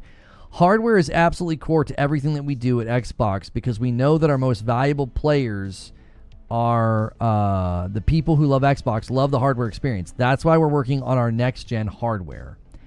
It's going to be a powerful experience and one that also enables people to take their library with them. And that's what's really important here as well, is that we know while people want to play their library absolutely on the console, they also want to play it on PC and stream it on cloud. Okay, so yeah, that's what I thought. I need to see the full thing. She's not saying that the hardware is going to be accessible on other platforms. She's saying that their goal is that you can access your library anywhere. So she's speaking to like back compat.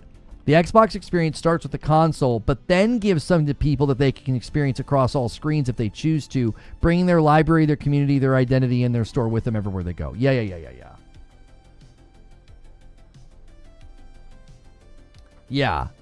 So the other thing that we saw, okay, so she sat down, it looks like, and did this interview with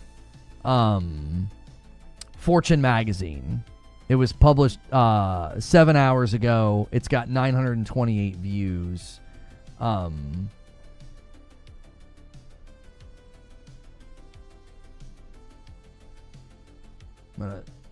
eyes are like really, really dilated. Are you seeing that? I wonder what the lighting. It's just the lighting that's causing that. Her eyes look really weird.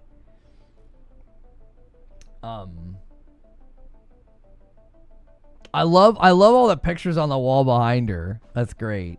Yeah.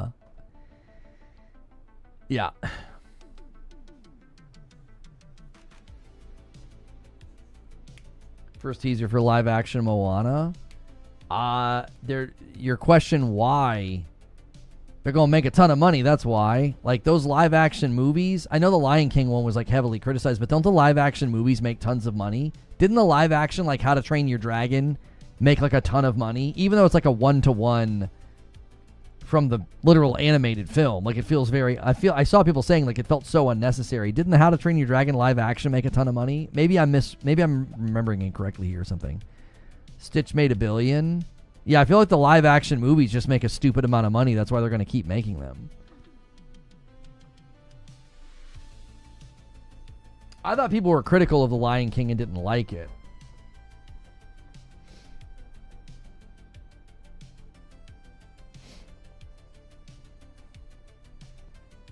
I can't remember. Yet it did great. Oh, did the Lion King make a ton of money as well? I mean, like I'm saying, I think the live action movies make a ton of money. That's why they do them.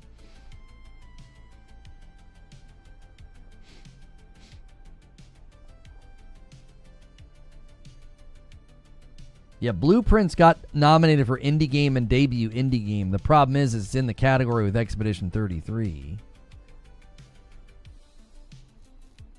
Yeah, Split Fiction did very, very well. Split Fiction got 4 nominations, but it didn't land in Game of the Year. I think the problem for Split Fiction was both Hades and Silksong 2 came out. Hades 2 and Silksong came out in the same year. I just think that made it really, really hard on a game like Split Fiction.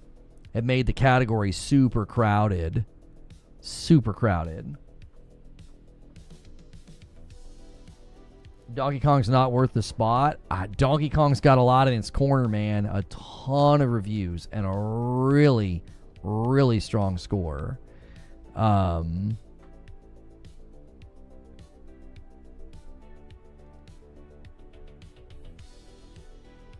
right, double check on YouTube that it saved your like. We're super close to 400. We need 17 more. Y'all are the best. And we will be shortly getting out of here and going to Green Room. Great reason to be a member is so you can come to Green Room.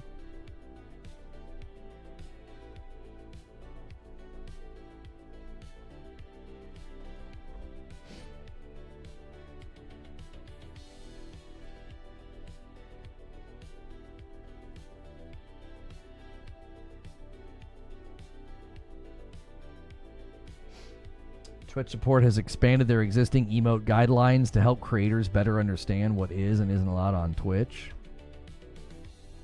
Dispatch should have been a late edition. Dispatch got nominated for Best Debut Indie Game. So it did get a nomination there.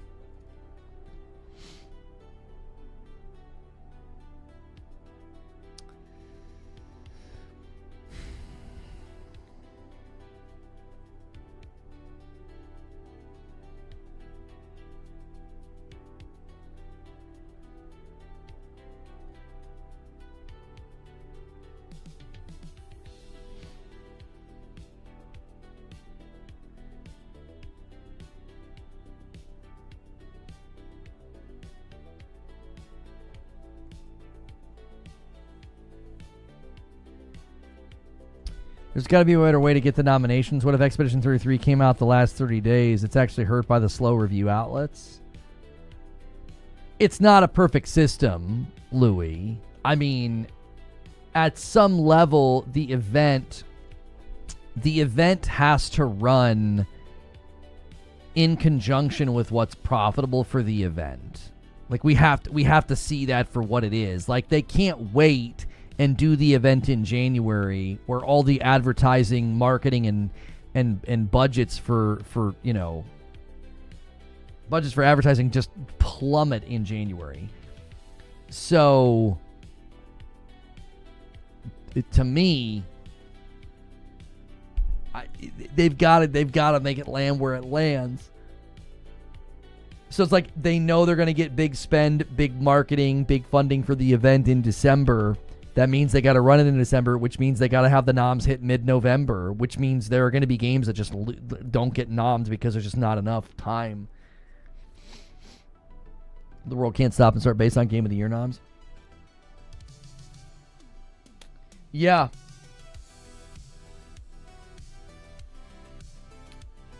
Arc Raiders snub for best audio. For audio design, I was surprised to see Arc Raiders not up there. I was really surprised to see Arc Raiders not up there for sound design. I'm kind of surprised to see Expedition 33 up there for audio design. Like, really surprised. What is this?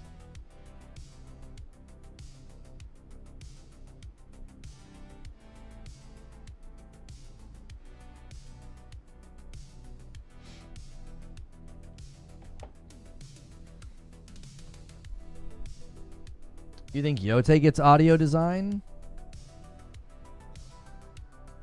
Oh, no. I don't know about that. I think Battlefield 6 could probably win audio design.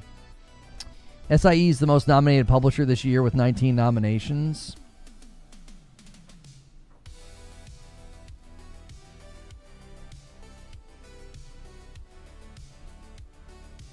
Well, Jeff's asking, what's the biggest snub and what's the biggest surprise?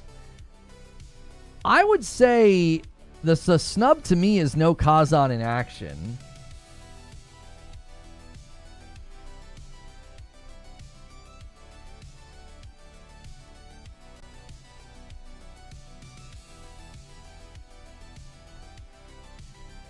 That one kind of surprises me.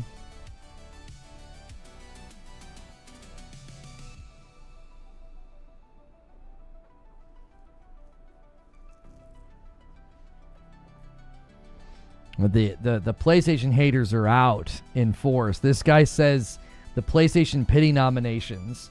So, like, he doesn't think Death Stranding 2 is at the quality, caliber, review status, review quantity. Like, if you look at how the jury process works, like, Death Stranding 2 is literally up there with Donkey Kong, Kingdom Come, Expedition, Hades 2. To call that a pity nomination is kind of hysterical.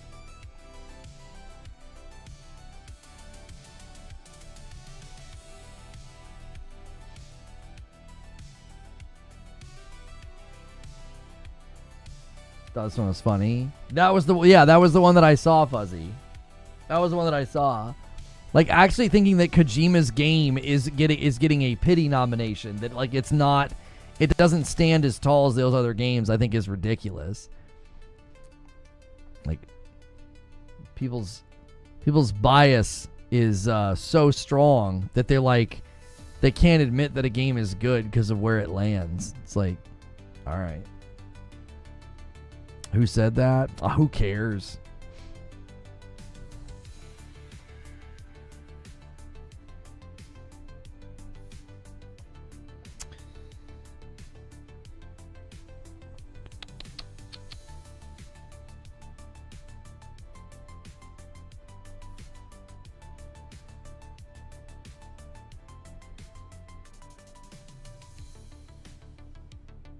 Split Fiction is the biggest snub by Lono's mathematical outlook. Arc Raiders is my personal biggest snub. I'll actually say that. I am surprised based by the math. Like, if you just make a prediction, like if you were going to make a machine that just predicted noms based off of the math, yes, Split Fiction did. It's surprising that it didn't land up there for Game of the Year. It did. Like, that's surprising to me, especially after It Takes Two won. Yeah. I'm not upset about that or anything. I'm not like, that's a snub. I just, according to the math, it's kind of surprising Split Fiction didn't make it. A VIP from XCal. Thank you so much. That's 42 months. Let me add you to the total. No Kazan in action. Here's the thing, Trill. Kazan has like a 78 though, so like the critics were a little tepid about it. It didn't land as strong. Like the users, it's like a 90 on both like Steam and PlayStation. It's got like a 78 with the critics. So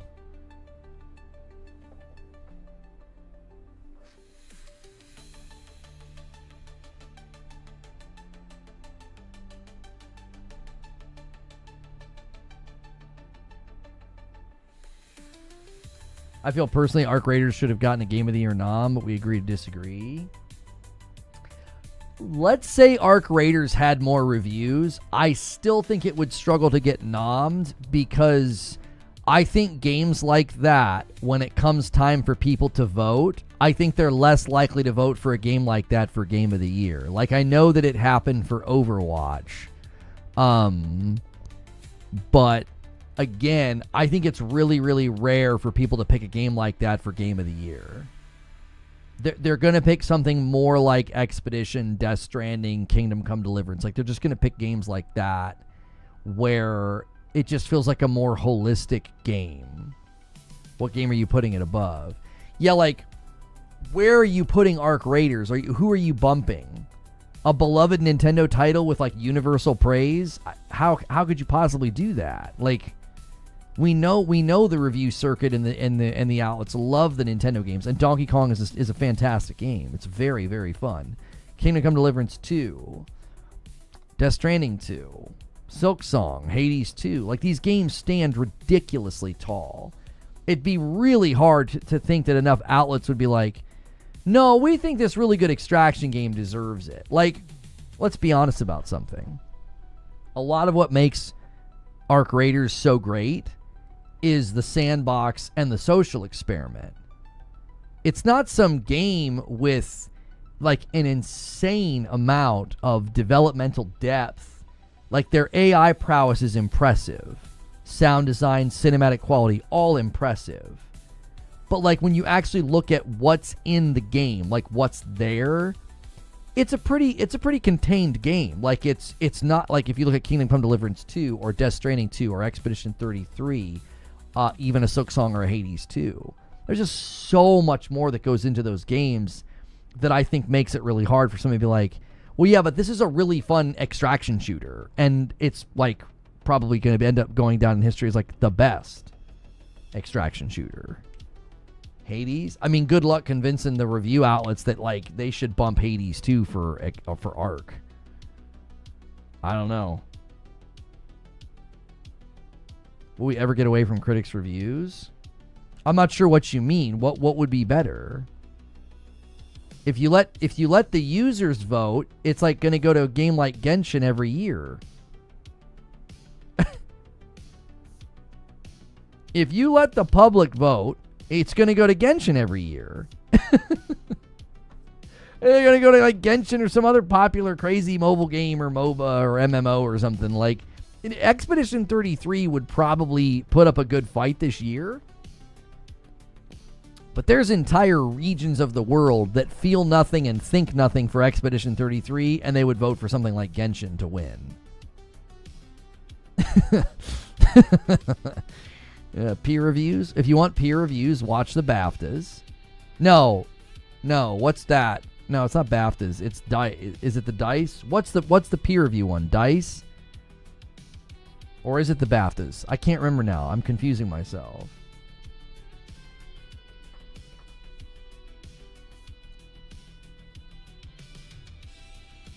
No, Golden Joystick is voted by the people, but it's still nominations. Golden Joystick still determines what the nominations are. Like, you can't go to the Golden Joystick Awards and upset the results by, like, everybody voting for something else. That's it, GDC. Thank you. I couldn't frickin' remember. Yeah, GDC awards are the peer awards. If you want to watch GDC, watch GDC. And then I think DICE is also peer. And then is BAFTA's peer? I can't remember.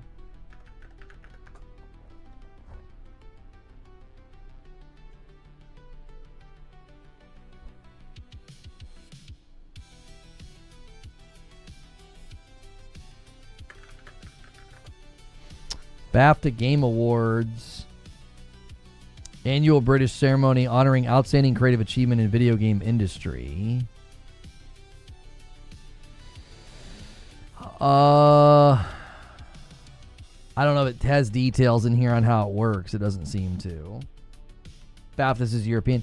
Yeah, it's the British Academy, but I don't know how they vote. Like, is it peer or is it like a group of people, like a jury? We have GDC and we have DICE. I'm pretty sure those are peer, if you want peer. And then you have Golden Joystick, which is voted for by the people, by users. So, all right, we're gonna go ahead and bail to Green Room. If you guys enjoyed today's stream, hit like, hit subscribe, do all the things. Consider becoming a member. You can come with us to the Green Room. We do it in the Discord. We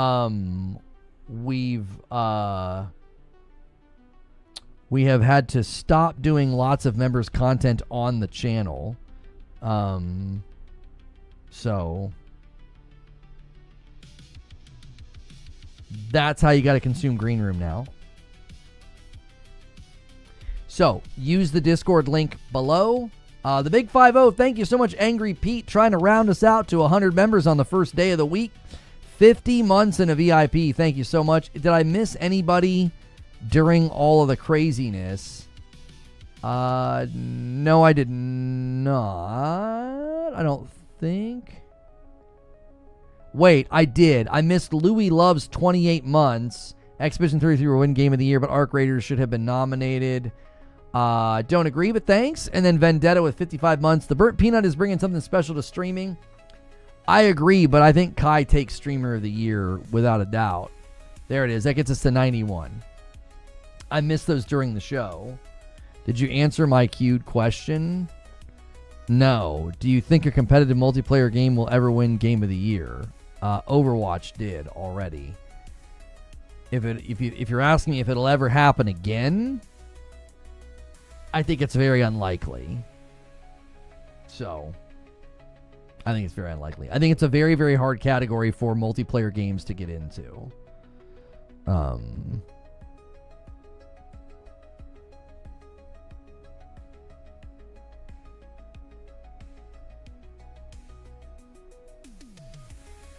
Oh, I read yours earlier? My bad. So we're exactly 10 members away from 100.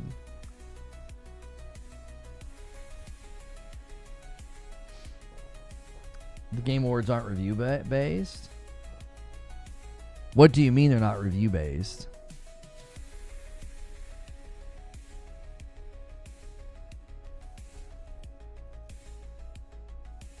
It's committee selected by Geoff.